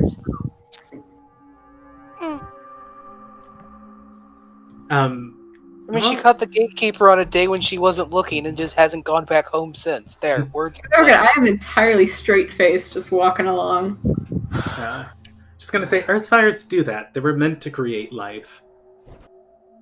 And something was meant to create Lady Arella. And she's going to shake her head and say, no, that's just it. Nothing was meant to create her. She willed herself into existence. Were Could you you there? imagine it? Yeah, I mean, I can kind of imagine greed coalescing into a physical form. I met it today.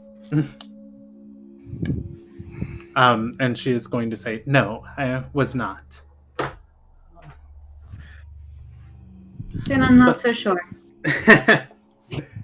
At that, she's going to shrug and say, well, our ways aren't for you to question. In any case, she leads you guys into the chamber again through the dark pillars. She's going to say she's created, and you guys are going to see between these pillars where the tapestries were hung over open space. There are now 6 individual rooms. She's created separate spaces to talk with each of you. Please take one, and she'll be in shortly. Stepping I into... return Baccalaureate to also Andrea. Alright. Stepping into each... I'm assuming everybody's going to go into a different one. Oh, Yeah. and I'm going to tell Anderson to connect with also Andrea. Alright. Alright, Anderson will do so. That way she at And- least has some support. I'm going to shuffle you guys up so that I am not biased in my distribution of rooms that you go to. All right.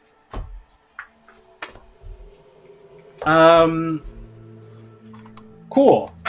So I'm just going to work from the top, or from the, how about from the back forward? That's great. Oh, the back forward is such a great plan because Anderson and Alexander, you guys hear footsteps in the chamber, leaning out. You can see Fian Iraala actually walking down this hallway. She walks into one of the rooms, and you hear the sound of stone shaping behind her. After a few moments, you hear footsteps again, or rather the sound of stone moving, the crumbling of rocks, footsteps again into another one. A few moments later, you hear the sound of crumbling stone, footsteps, and Kenneth! Cool. You see Iraala step into the small stone room. Shaped from the floor of this volcanic stone, there's a table in this room, and 2 chairs have been set up around here. One far more extravagant than the other, just as far as like the curvature of the stone armrests actually being placed on it. It actually looks like it was designed with comfort. Okay, so I guess if she comes in, I'll stand up, do a slight bow, and say, Lady Fian Iraala, and wait for her to sit down. And yeah, she'll take a seat and gesture and say, Young Lord Albarera, I'm sure you know, I am a being of incredible power and incredible means. The abilities that I have are not possessed by few, if any, of your kind. I'm sure you have desires. She leans back. I could be an avenue to help those desires come to fruition. And I don't think I'd be acting in earnest if I didn't offer them to you.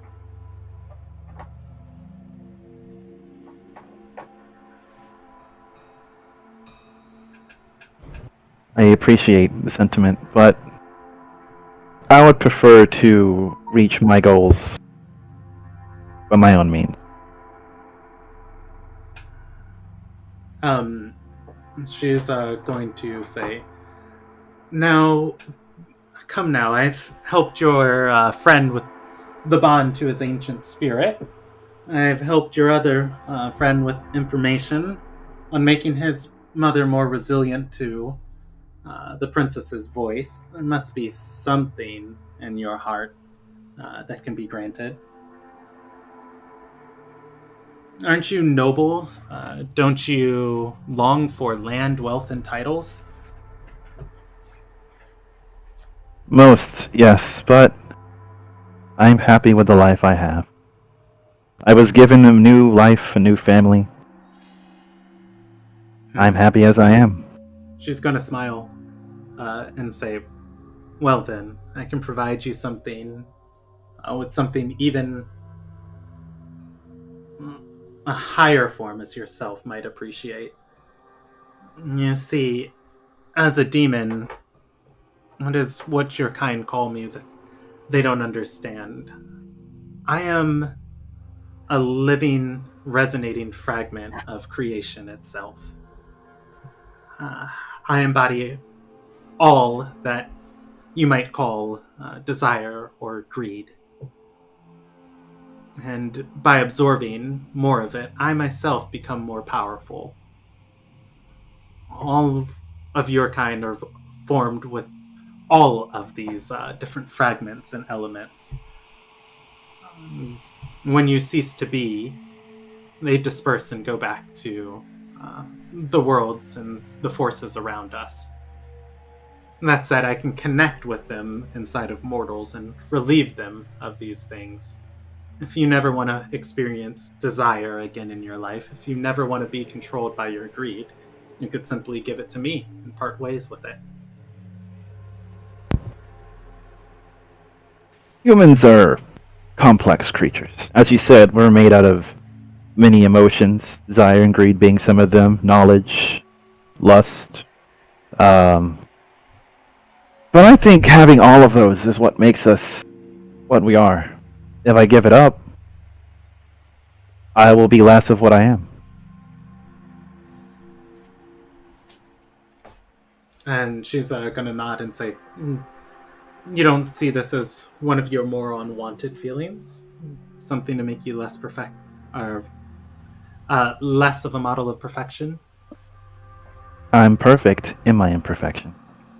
Well, then I have a more important question for you then. The princess, she's been manifesting her powers recently. Her abilities with this soul fragment that's inside of her.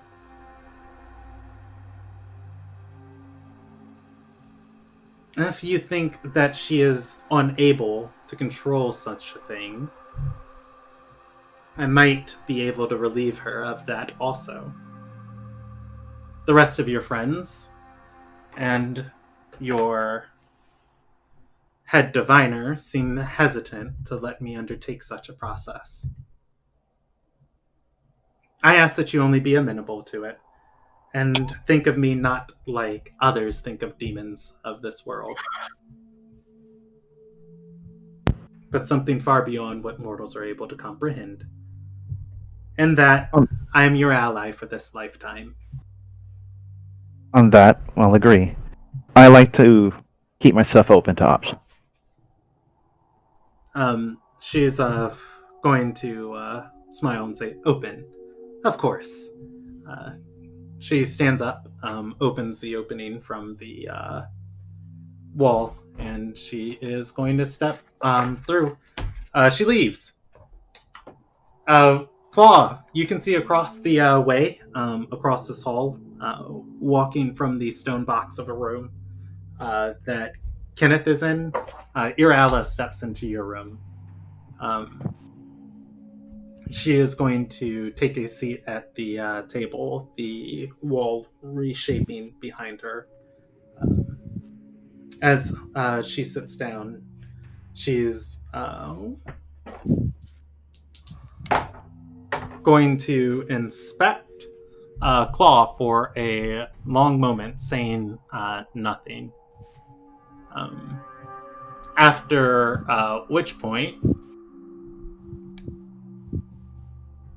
she's finally going to speak up and say, "Master Esterai, thank you for gracing my domain with your presence today. I was curious if there's anything you desire. I am one of immeasurable power and means, upon which I might be able to grant unto you." Claw is going to give a slow sigh before. Is it hot in the room still from the magma, or is this like... It's definitely heating up with the door closed. No real circulation. Inspecting her, you don't think she has to breathe.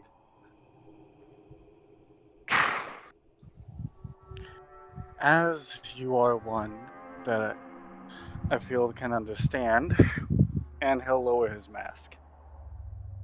I would also like to be able to breathe if you wish to talk to me in this manner. And she's going to say, "Oh, I forgot. This discussion shouldn't take long. There's plenty of what is it that you need? Oxygen in here." Yes, it's just the heat gets to me with the coat. As for what I desire, I assume, what would you hope to gain from me achieving what I desire? She's going to say, "Well, upon you, I sense curiosity and I sense desire already. What do I want to gain? By helping you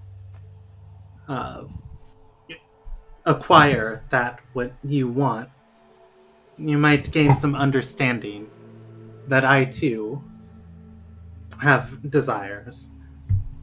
In the future, I'd like for you to think of us as not so different in that sense. While I may not be mortal, I can still understand some of the things that you mortals experience. I wish to be able to maneuver, to walk on the streets without this, without having to worry about a knife being put in my back from glory seekers. I wish for that people of my kin didn't have to lock themselves up or hide in a forest on a full moon.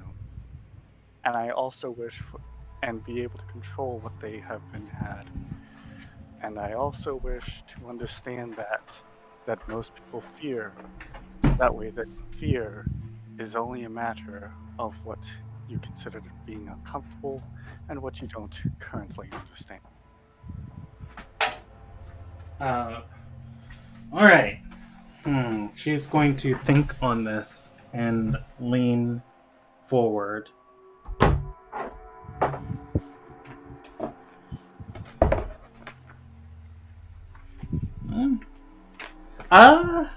And actually, she's going to say, well, let me roll her a percentage die. What did I do with my D100? She's going to nod and say, I can grant this to you. Unfortunately, you've caught me on a day when I've used such power, or when I've expended such power already. Provide me the sunrise to reinvigorate myself, and in the morning it will be yours.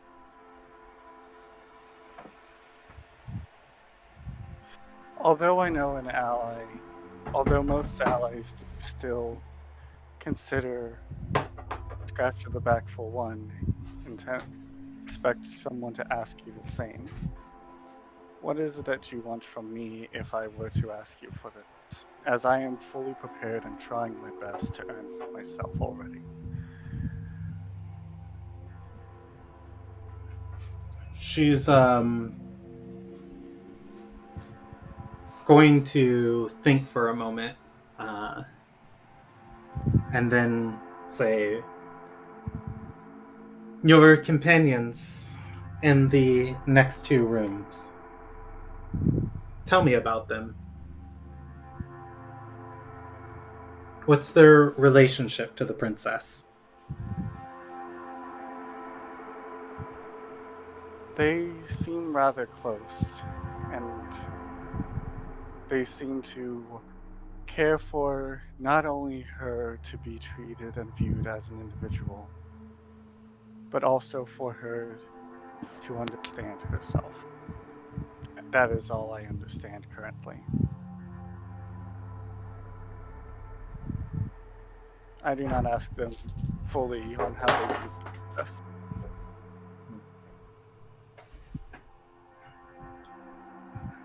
She's going to nod as you say this and say, well, as for now, you can consider my desires sated. In the morning, though, we can discuss these further. Just enjoy the moonlight and the sunlight, and the freedom of wind on your face. That will require you and your companions, though, to stay the evening with me. I don't think I would be able to do that. While I do trust you, I do not feel comfortable either staying behind or, as some of them have stated, we need to prepare for a few other things that is to be ahead. I also would like to apologize formally to your messenger that was sent for Ostrander's response originally. I let her stay at nearby my family, so she would not have to be treated into similar scenarios as I do without my mask.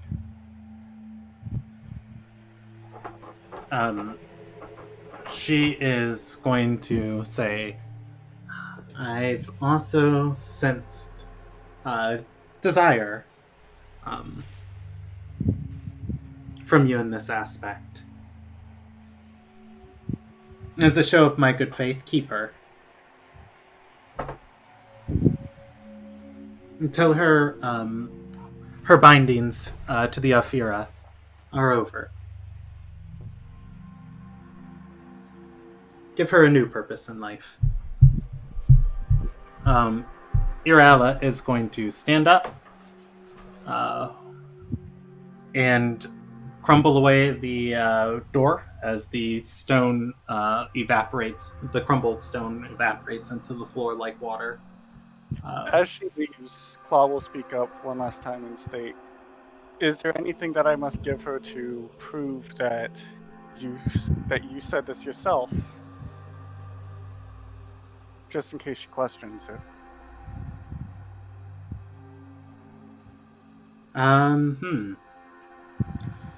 She's going to say those that are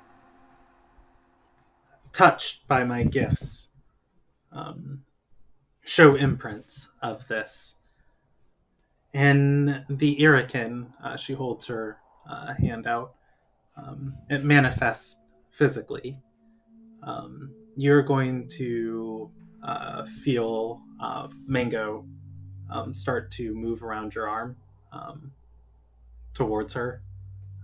Mango seems already like enchanted as Mango reaches out from your arms, then spreading her wings and flying towards Irala's hands. And she's going to say, others, it can affect subtly. I will leave that imprint upon you, upon which she will feel it, and she will know that her call has been relieved.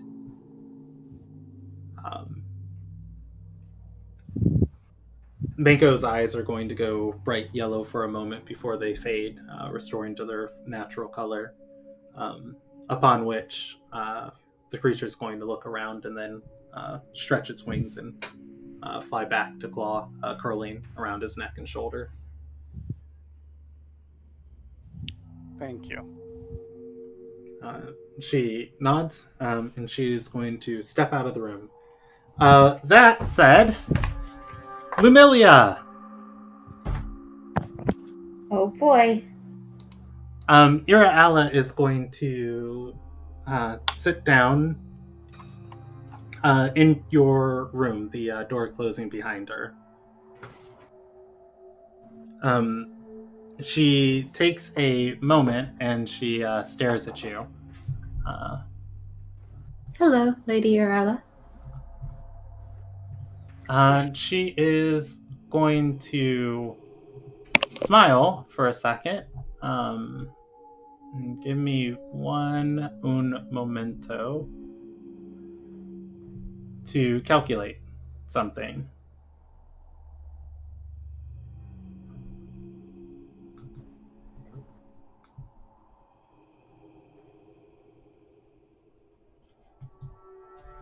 All right.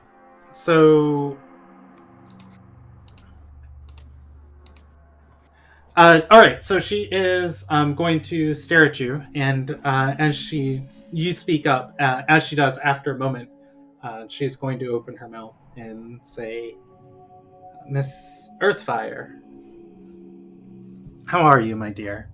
I hope that you've found my seat to be of comfortable standards to you.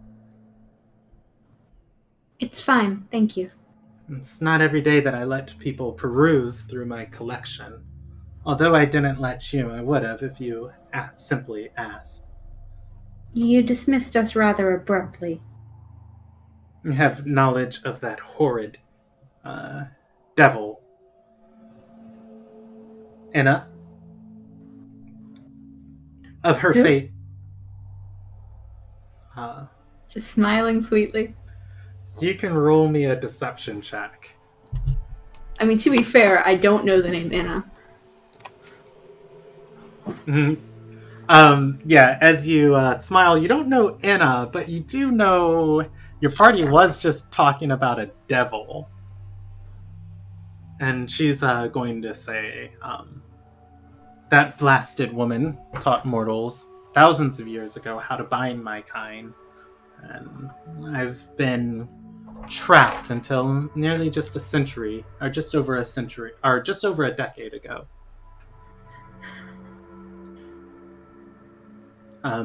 Surely you know of her.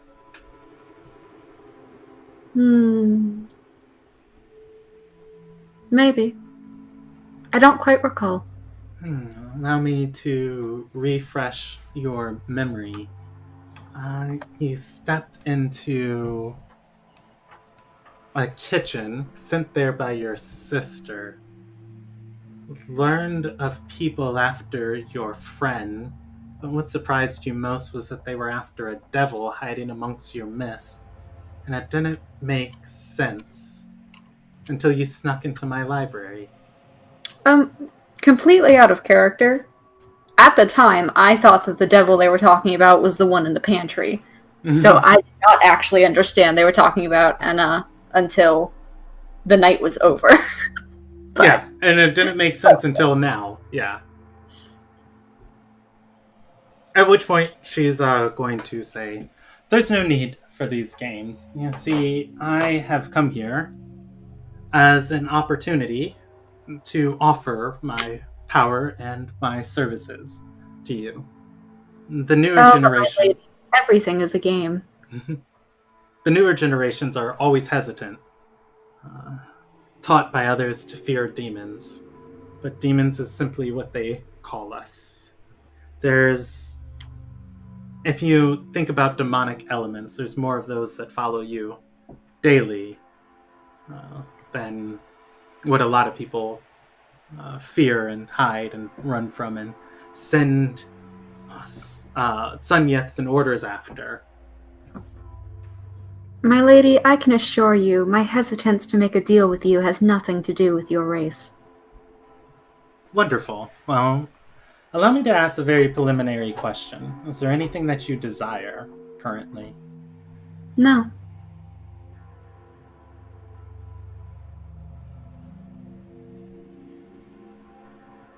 And she's going to lean back a little bit and say, and your engagement to the princess?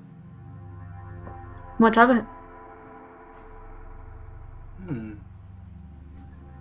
She's going to say it's false, isn't it? It depends on how you define false. You don't love her. It depends on how you define love. I love many people. She's going to put like a hand to her forehead and say, dear, I don't think you understand the opportunity in front of you. I don't think you understand my personality. If you're going to be this infuriatingly dense, I will kindly let you sit in this room and reconnect with your friends in a moment. Wonderful. Then I finally get what I want. She's going to a wonderful day, my lady. Stand up, look back, and say, I'm just happy I was able to grant you your desires. Walk out of the room, the wall moving in front of her, again remaining open. Finally, she is going to step into Stradora's room. For the record, that laugh is in character. Stradora. Yep. As Ira sits down in the room, let me check un thing. How's this set up? Is this just like a normal chair? Is this like a normal like table with a chair? Yeah, just. Because I want my like feet propped up. I just want to like look bored. You are very aware as she steps into the room. Ira Iraala's presence almost consumes, invades, and melds itself with you. It's very natural for just being near her, upon which you are able to... your Sunyeth training kind of kicks in, and you're able to kind of steal your spirit and your mind and resist such things. Iraala is going to smile and say, you have more strength of character than all of your friends. I respect that. Yeah, I've been trying to tell them that since we met. She's going to nod and say, well, I'm here for a simple offer. Simply trying to connect more with those who call themselves close to the one who will be my future oathbound. Upon which I want to know if there's anything you desire. I mean, there's plenty of things I desire, but none of them you can give. Don't be so certain. There are things that you are taught of how your world works that don't exactly apply to me. How good are you at rewriting history? In a broad magical sense, not in just a clever burning enough of the actual book so that everybody forgets Calfir Calgarian exists. And she's going to say, and what you consider history, quite skilled. See, because I'm not a selfish person. So really, one of the few things I want would have been, my grandmother to grow old with her husband. But he's dead. And there's a lot of other problems there. But I'll focus on the dead part.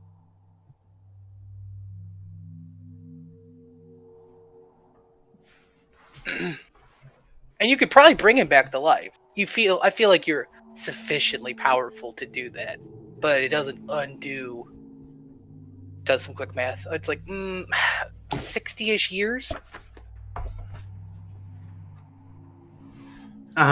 She's going to nod and say, I could give your grandmother simply all the memories that you would have had of those times. Let her live each moment in her mind as if she was actually going through them. You see, I have the powers to affect a mind in ways that circumvent the truths that you understand. It's cheating.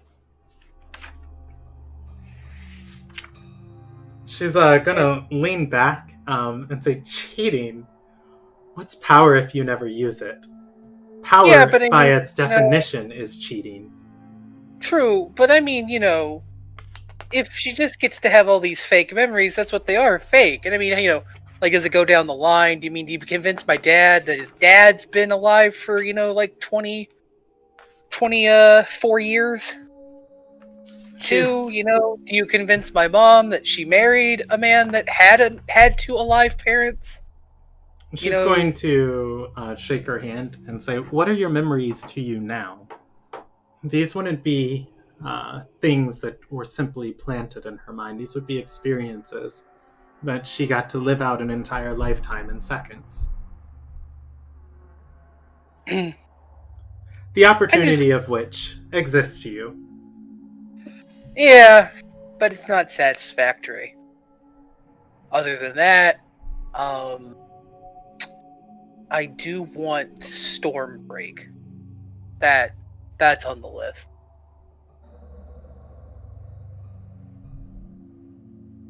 Are you able to acquire to me a mystical blade forged by the gatekeeper? She is going to think on it for a moment and say, I could provide you details of its location. The blade itself, I fear the gatekeeper and I don't have the best of relationships. Well, I would imagine. We're having this conversation right now.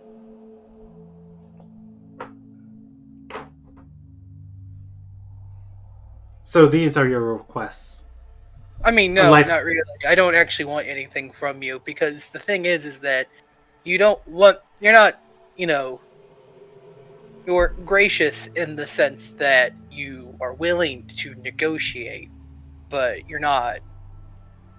You know, you're not some mystical gift giver that gives me these things because I've been a good girl all year. You want something, and you want something related to Osandria, and I don't feel inclined to indulge you.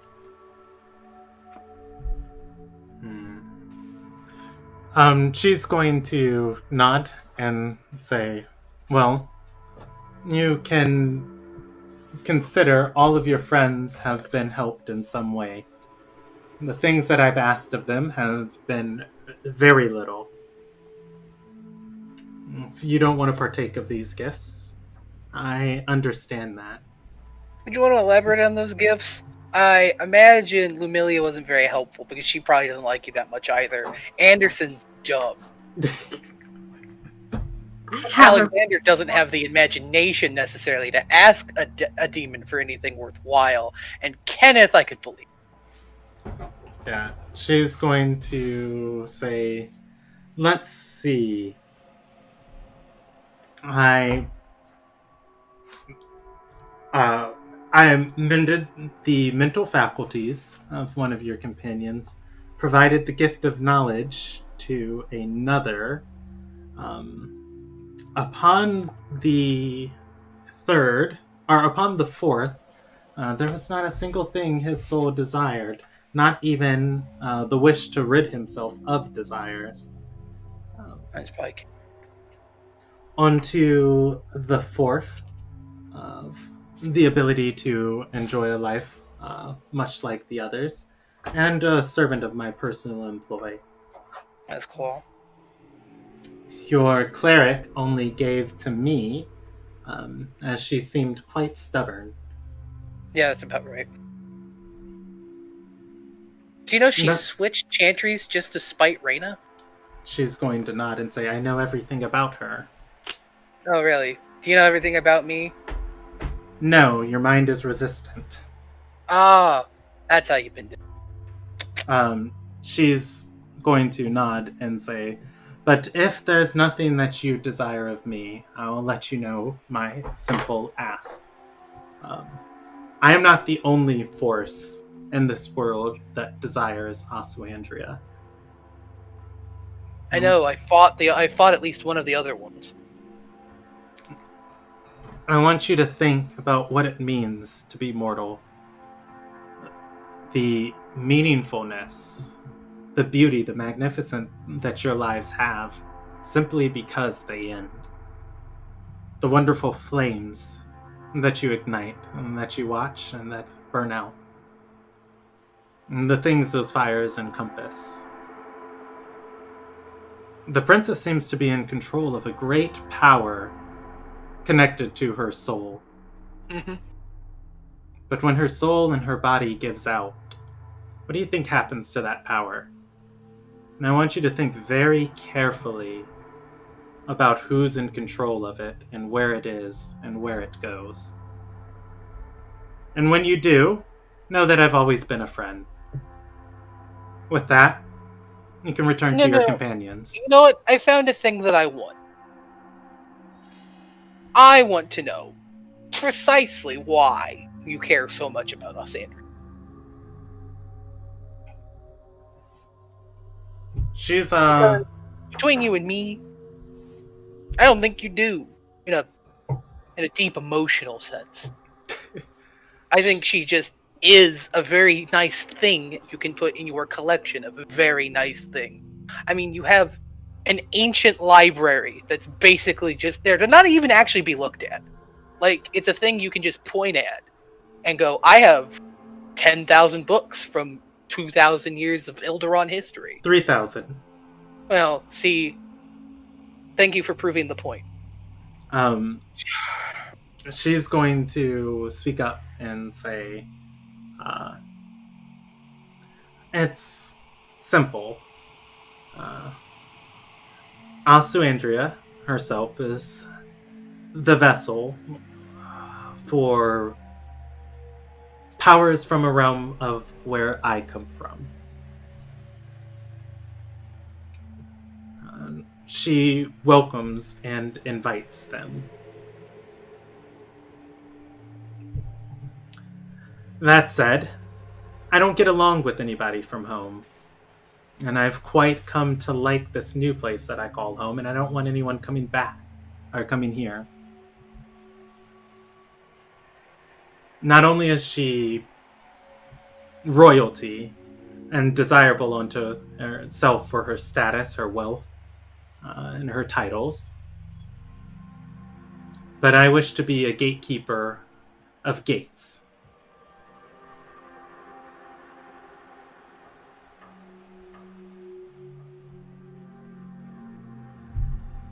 It's not so difficult to understand. I'm sure in the simplest terms that you get it. Sounds like you just want to keep her under lock and key. She's going to nod and say, all of my treasures have free roam of all of Demon's Demon Seed. Only the servants are kept under lock and key. Yeah, but see, you said Demon's Seat, not Demon's Door. So unless that's a semantics error, it means that she can't leave, like, castle. Oh, Irisy. I'm sorry. Yeah, and she would say Irisy. And she'll say, that matter is yet to be determined. But, for now, I only wish that you leave here with a more positive image of me, and don't believe the stories that they say in your capital, that I am this big, scary, dark force hoarding riches and armies on the border of the nation, waiting to sweep the throne for myself. Oh, I don't hear about any of that stuff. I'm not from here. She's gonna nod and say, well, your other companions' minds were filled with stories of people telling tales of monsters on the border. I believe a man, Glacius Niatin, was the first to try and kill the princess because of me. Yeah, I was there that night. See, what I was just saying is that they're all Ardorians. I'm alone the GM. She's going to nod and say, well, in either case, our business is concluded. With that, I'll send the head diviner back to you. Free tip. If you actually, wanted to negotiate your way into Osandria's heart, treating her like a person as opposed to a bauble is a good start. That's a free one from Stradora to Urala. She's going to nod at this, but there's this almost otherworldly sense of like confusion, of like you recognize it, but it's kind of like an alien expression. To Stradora, your words don't really like set in on Urala. It's like, wait, I was treating her like a person. Okay. And whatever, she just shakes her head and walks out.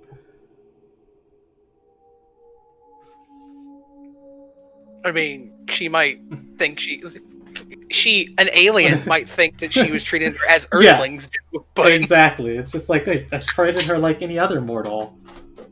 She's gonna die, and just, like a puppet for the forces that inhabit her body. Okay, whatever. But no, with that, Urala is going to leave. The stone walls are going to start sinking into the ground. Upon which she's going to call and say, Head Diviner! Stepping, you guys hear Raina's footsteps stepping from the seated throne into this hall. They pass by shoulder and say, they're all yours. As of our deal, you're welcome to leave. And of course, I'll raise the taxes on my province, and all of the additional funds will go towards your magnate's coiffers. It's been excellent. Or it's been wonderful seeing you, and please do come by more often.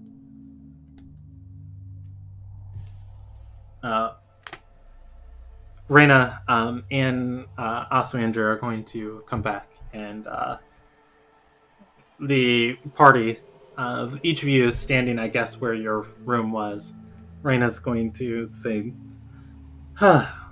sorry about that. She made an offer that I, honestly, on behalf of the magnate, couldn't refuse. What she's giving to the throne simply for the opportunity to talk with each of you alone was a simple solution. The only issue was I couldn't counsel her. Or I couldn't counsel each of you. It's cool. Let's just I get handled the it bridge. perfectly. Let's just get the bridge out of this place. Somehow I drove her off. Not sure what I did. Anyways, I'm gonna like high five Flamilia. Confused. All right. Five. Reyna is going to collect everybody around and say, hopefully this will be the last time I have to do this for a couple of days. Let us return to the castle. And a final teleport of 49. I don't even have to look at the table for that. She is going to land you guys outside of... Where is it? You guys are on the Palace Concourse, looking at all of the merchants, stalls and vendors leading up towards Zenith Rise. Reyna herself has a huge smile on her face as she says, "Home, sweet home."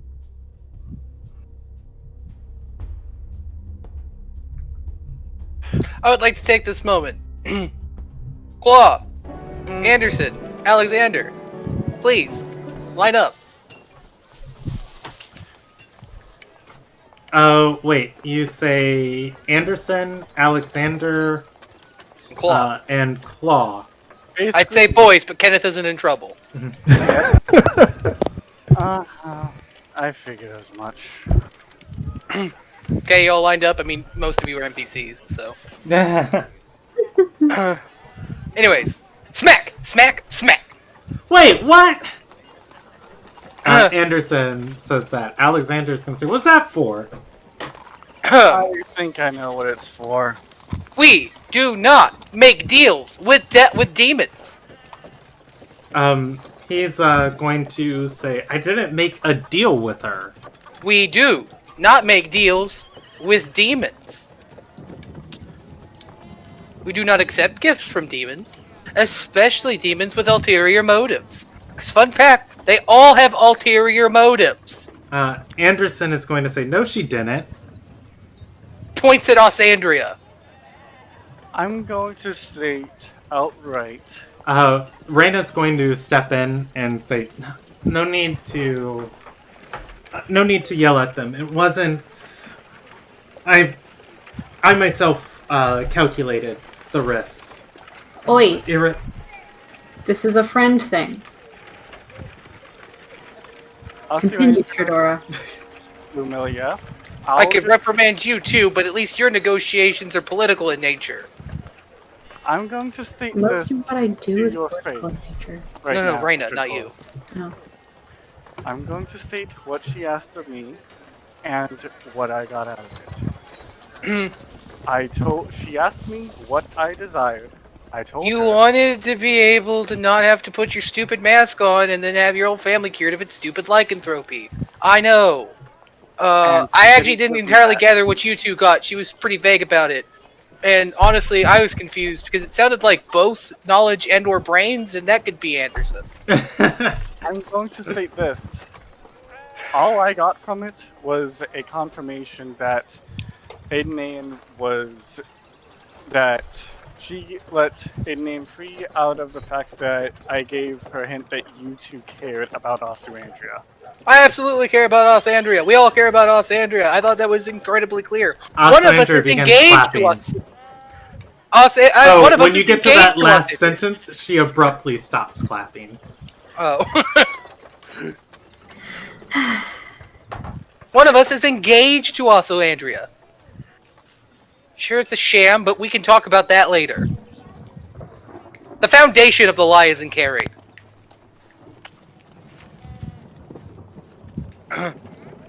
Also, I consider it oddly problematic that you technically now own an Irakin. Wait, she just said that I freed her from her service. Everybody in that castle was property of the Greed Demon. Yes, and that I now. So congratulations. Aedan is now your property. You are obviously a more benevolent owner than her previous one, but that's how this works. Greed Demon! When I say Greed Demon, I gesture to all of them in a row, like it's a sweeping motion. Right. I'm still chastising. I just can't actually yell at all of you because two of you are basically brain dead at the moment. Right. It actually makes this easier. Right. Reyna is going to interrupt again and say what she was really after. She has she has the ability to circumvent mental bindings. She connected herself with your minds, and she wanted to probe for any information I wasn't telling her.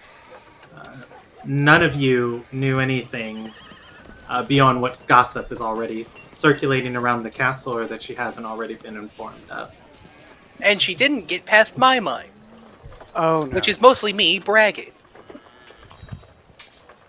Claws, give me. That explains a lot.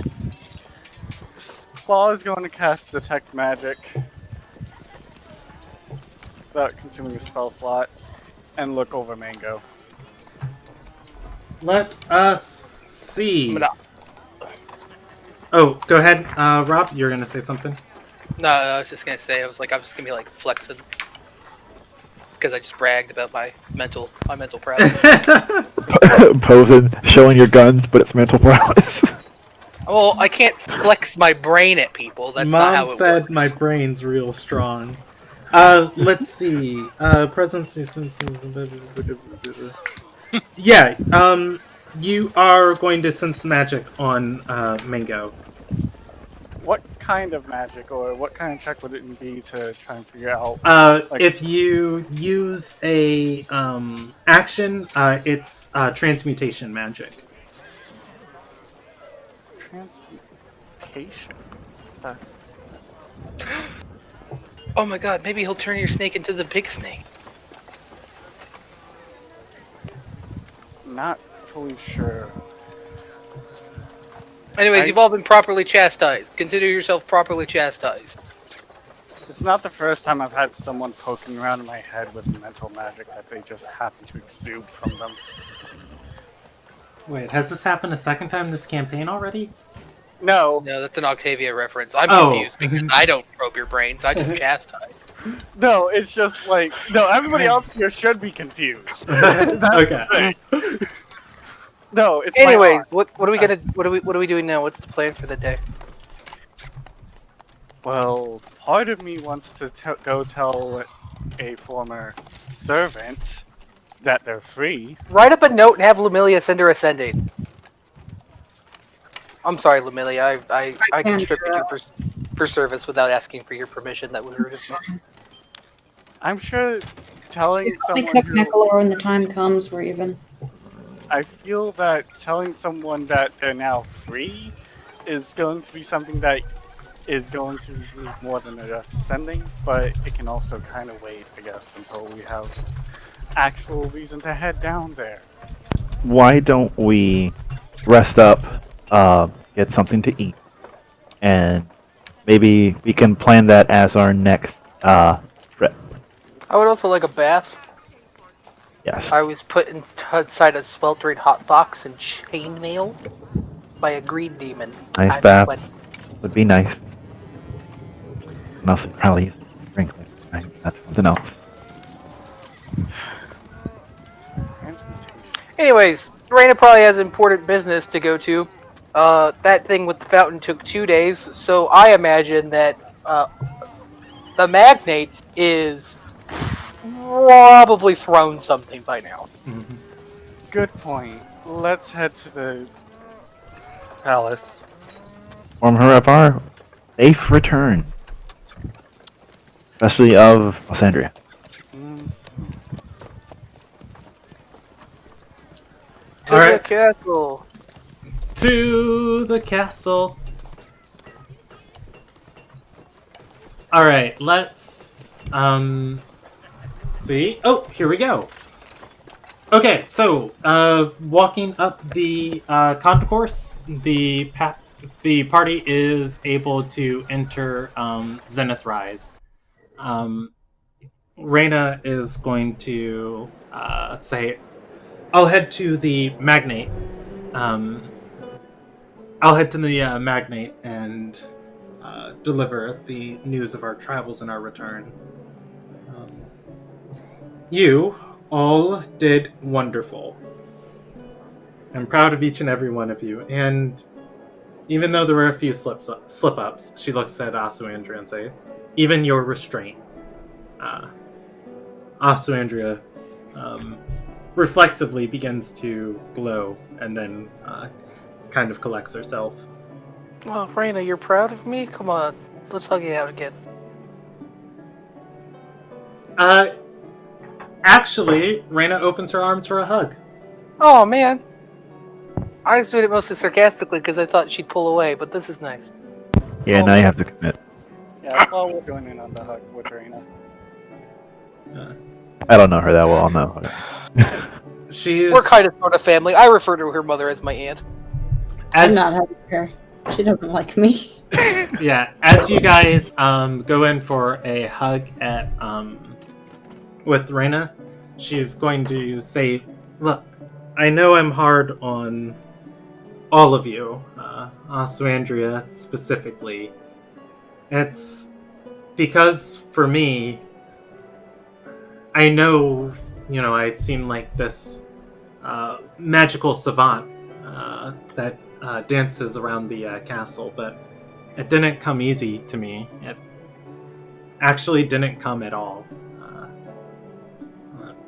If it wasn't for a chance encounter with Galesong, I'd likely be a slave in the fields of an Ililnagian farm, or in the strips of a ruby mine.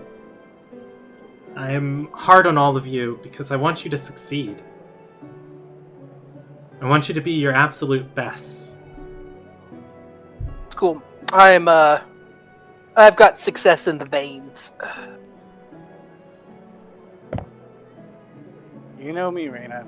I can't lend magic to save my life, but when I do understand it, it sticks.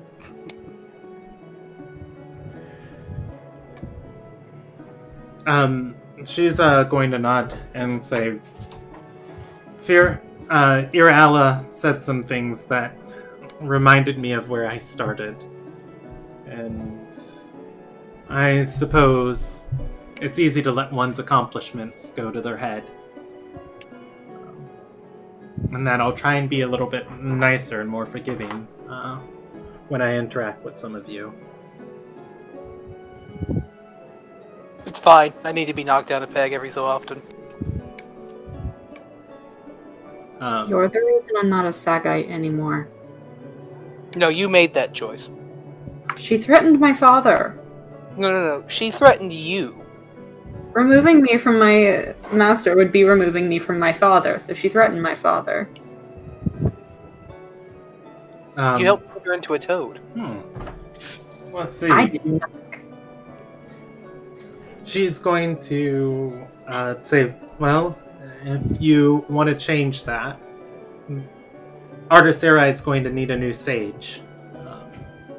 When one's chosen, I could forge a relationship between the two of you. A new person to study under would grant you your position as Sagite again. Oh, that's right. We need a new sage.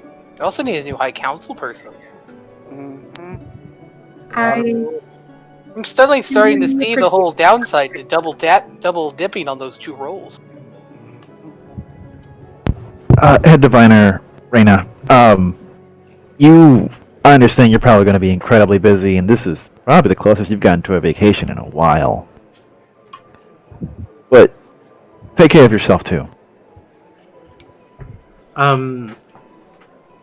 she's going to say, being trapped in a demi-plane, being forced to negotiate with a powerful demon lord on behalf of our nation. Babysitting you three through my magical mishaps. This was beyond a vacation. This was a slumbering, wonderful rest. I feel positively reinvigorated. I'm gonna raise my hand. You have issues. Chuckles a little. I'd say it was a joke, my dear. She calls on Shadora. I did say the closest thing to a Can I get vacation. food now? Yeah, we should probably get food.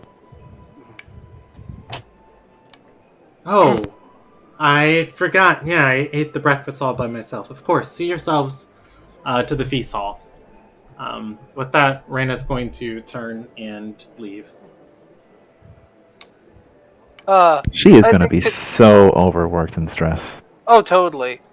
Well, guys, we potentially learned some information about Emirian today. We confronted a demon, and we condemned a man to handlessness. I think we did good. Yeah. Claw's putting his mask back on. And I don't have to carry around a 25-pound golden symbol of hubris. Mm-hmm. Oh, I feel so much lighter. We'll get you a 30. A literal weight has been lifted from me. I'm just surprised that you didn't use it as a barbell. Great swords aren't good for it. They got too low a center of gravity. Never wielded one, so wouldn't know. If you really want to work your muscles, or your arm muscles, it's good to get like a hammer. Or an I axe. could do that.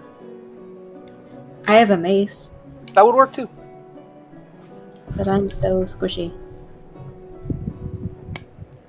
All right. Let's see. Somebody tag me in something.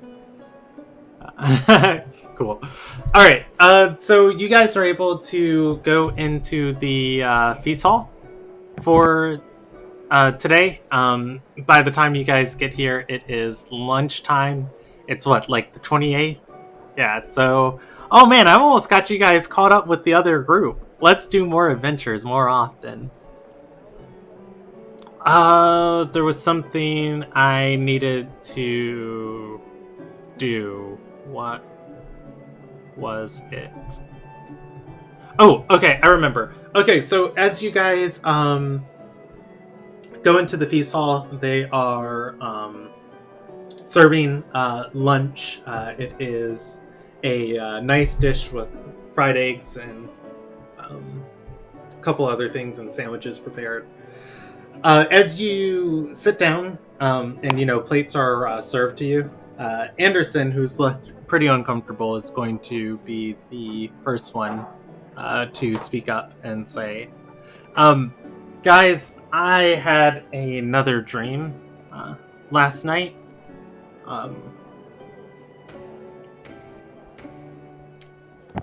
How's Coffee? He's gonna say, not well. I imagine. He's slowly gotten more deranged as your dreams have progressed. So I didn't think much on it until I heard Reina say what she said about, that demon lady being able to circumvent mental bindings. He was mumbling about something last night, the bindings of reality and being able to reshape them. Guys, I think he created the Shattered.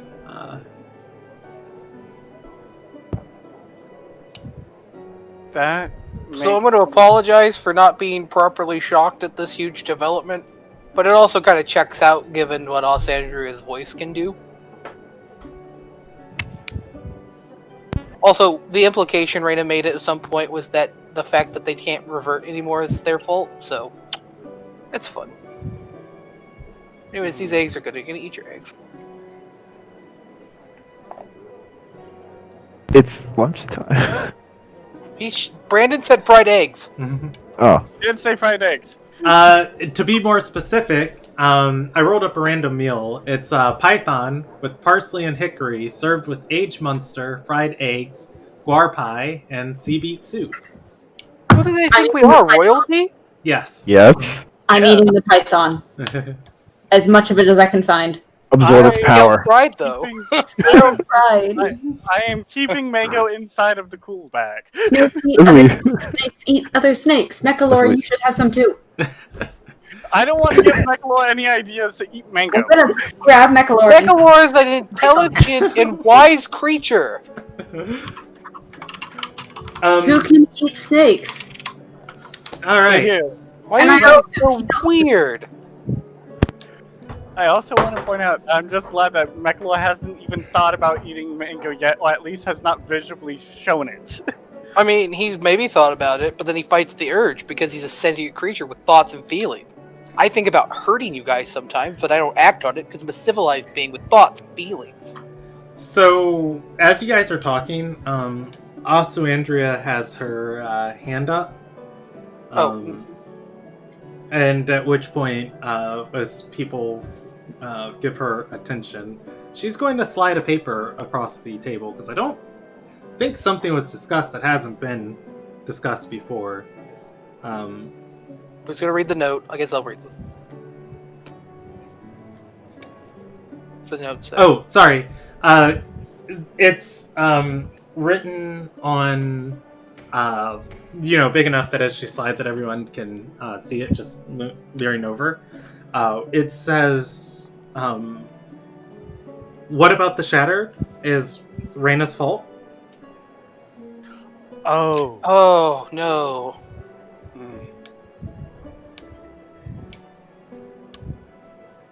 I was making a joke. It was a joke. You know me. I make a lot of those. Roll me a deception check. I'm not helping you with this. I'm sorry.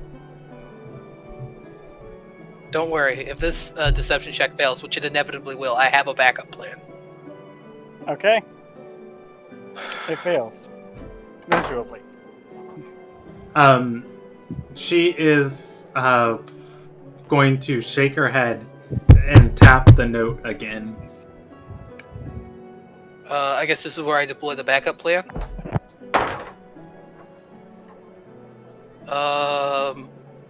The backup plan is probably to nudge Kenneth and then be like, you know, maybe it's the sweat, but you look really cute today.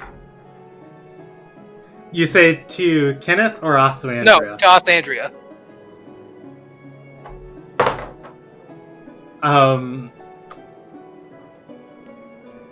Also Andrea is going to begin, Also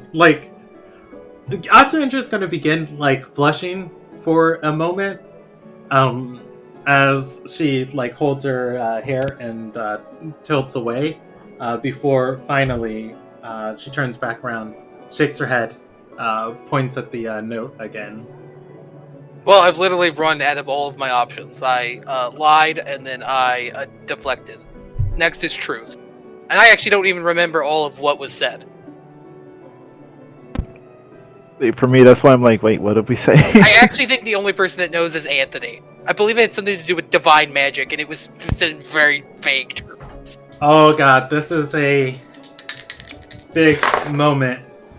I feel like Alexander has been very forthright with information. And he's going to say, it was something that happened when you were younger. Reyna told us not to let you use divine magic.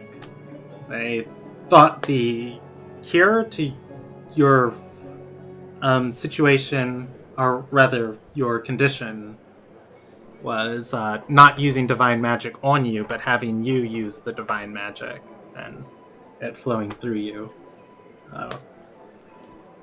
when they did, he shrugs and says, I don't know what happened, but she warned pretty heavy about it.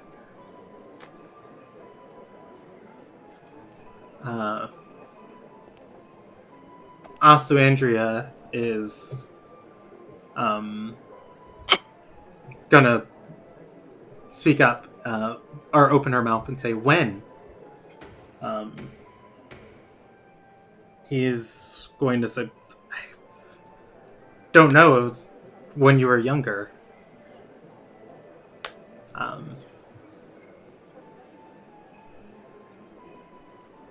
You guys see some gears going in Asuandria's head.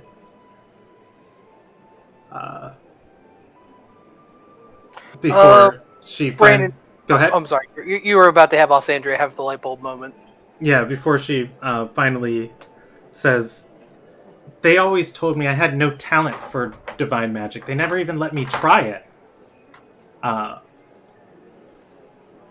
She finally whispers and says, they probably had damn Donaganya alter it out of my mind.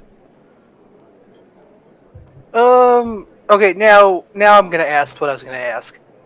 How long have the Shattered been unable to revert? Isn't it only been like 10 years? Yes. And Donaganya was 12 years ago, right? Like, I don't feel like that lines up. Like, her fear of having her mind messed with. Yes. But, that magic's not exclusive to Donaganya. Oh, that's super fair. Right, But at the very least, I wanted to get the names right. Alexandria, the timeline doesn't add up there.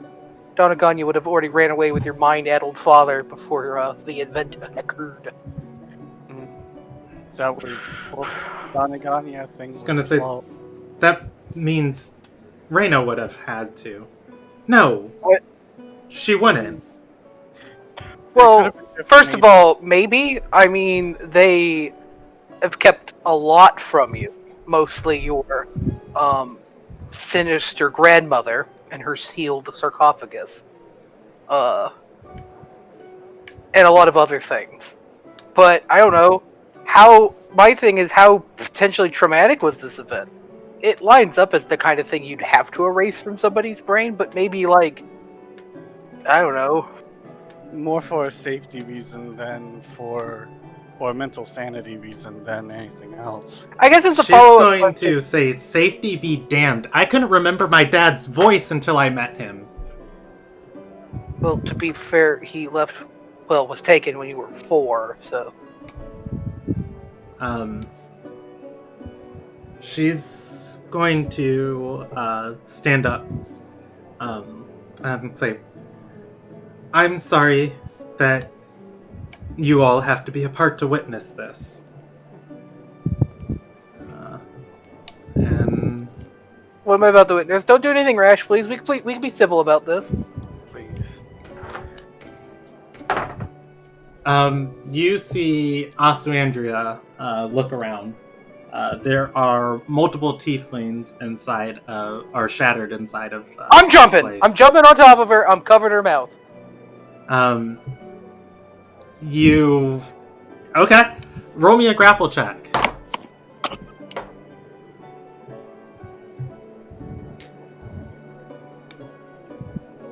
Oh, why?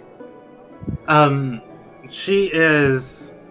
She can totally still lose this, but why? Why do I always have these moments? She is going to barely push or get out of the way of Stradora as Stradora jumps at her.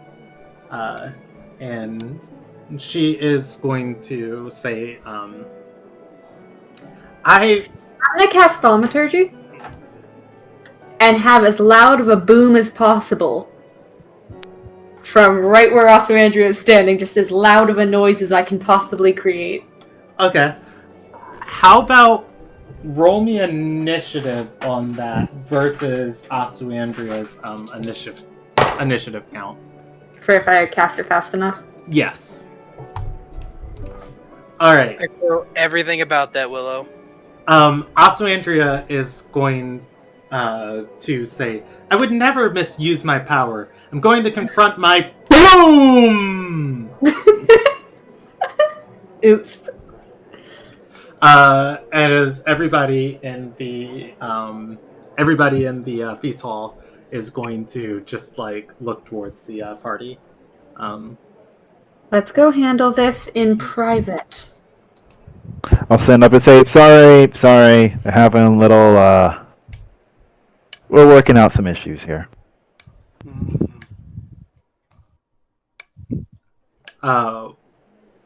She is going, before you guys, how about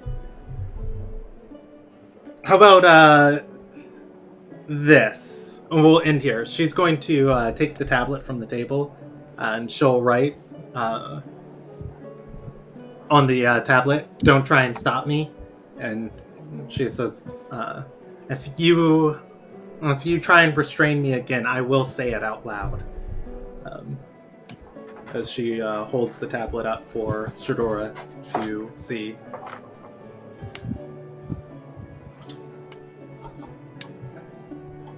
And we can end the session there. Whew. Yeah, I guess. Oh boy. All right. So, yeah, that's a session tonight. So much stuff happened. You guys returned the Oathblade. Quest complete. I advanced Alexander and Anderson's personal story since they weren't here to do it themselves. I'm going to give you guys experience for that. Claw advanced his personal story. I'm going to give him experience for that. Hold on. Let me keep count of all of these things. Stradora, Kenneth, and Lumilia, I feel like even though your personal narratives didn't move forward, I feel like your characters still gained a bunch of information. I'm pretty sure I just made people mad all session. No, you found the book, which did teach you a little bit about what you're dealing with. Which made the servants, the stewardess, and the lady mad. So my point's fine. That guy doesn't have hands anymore. That's fine. Whoever needs hands. I genuinely feel bad about that. I also get into restoration and go back, maybe. I do want to also add in the I might have learned a little bit more about you, information about what you're from, loosely, from my glance, which granted probably wouldn't have gotten their hands cut off, but Who? What? Major story plot. Also, Andrea might have had her memories altered too. And Mango got enchanted by a. That's part of my personal story, I know, but it's just. Was there anything else major that happened tonight?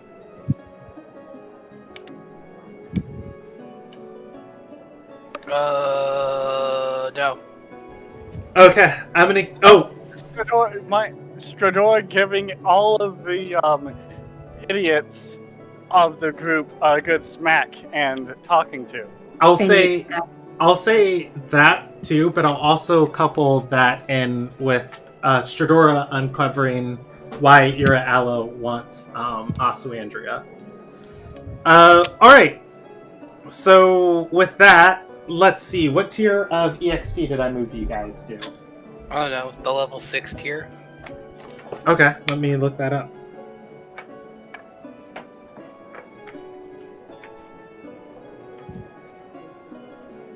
Alright, level 6. Okay. So, 600, 1,200, 2,000... 2,700 experience for tonight. Hell yeah. We're great. Big session. Which is funny, because I planned for this session tonight to be combat, and then we went into not combat, which is always fun. I'm curious what the combat was supposed to be. It was the trial of power. Oh. Yeah, Yes. see, the thing is that you haven't, like, as far as I know, like, actually seeded that yet. Like, we That's don't know fair. where it is on our mini-map, so to speak. Yeah. That's fair.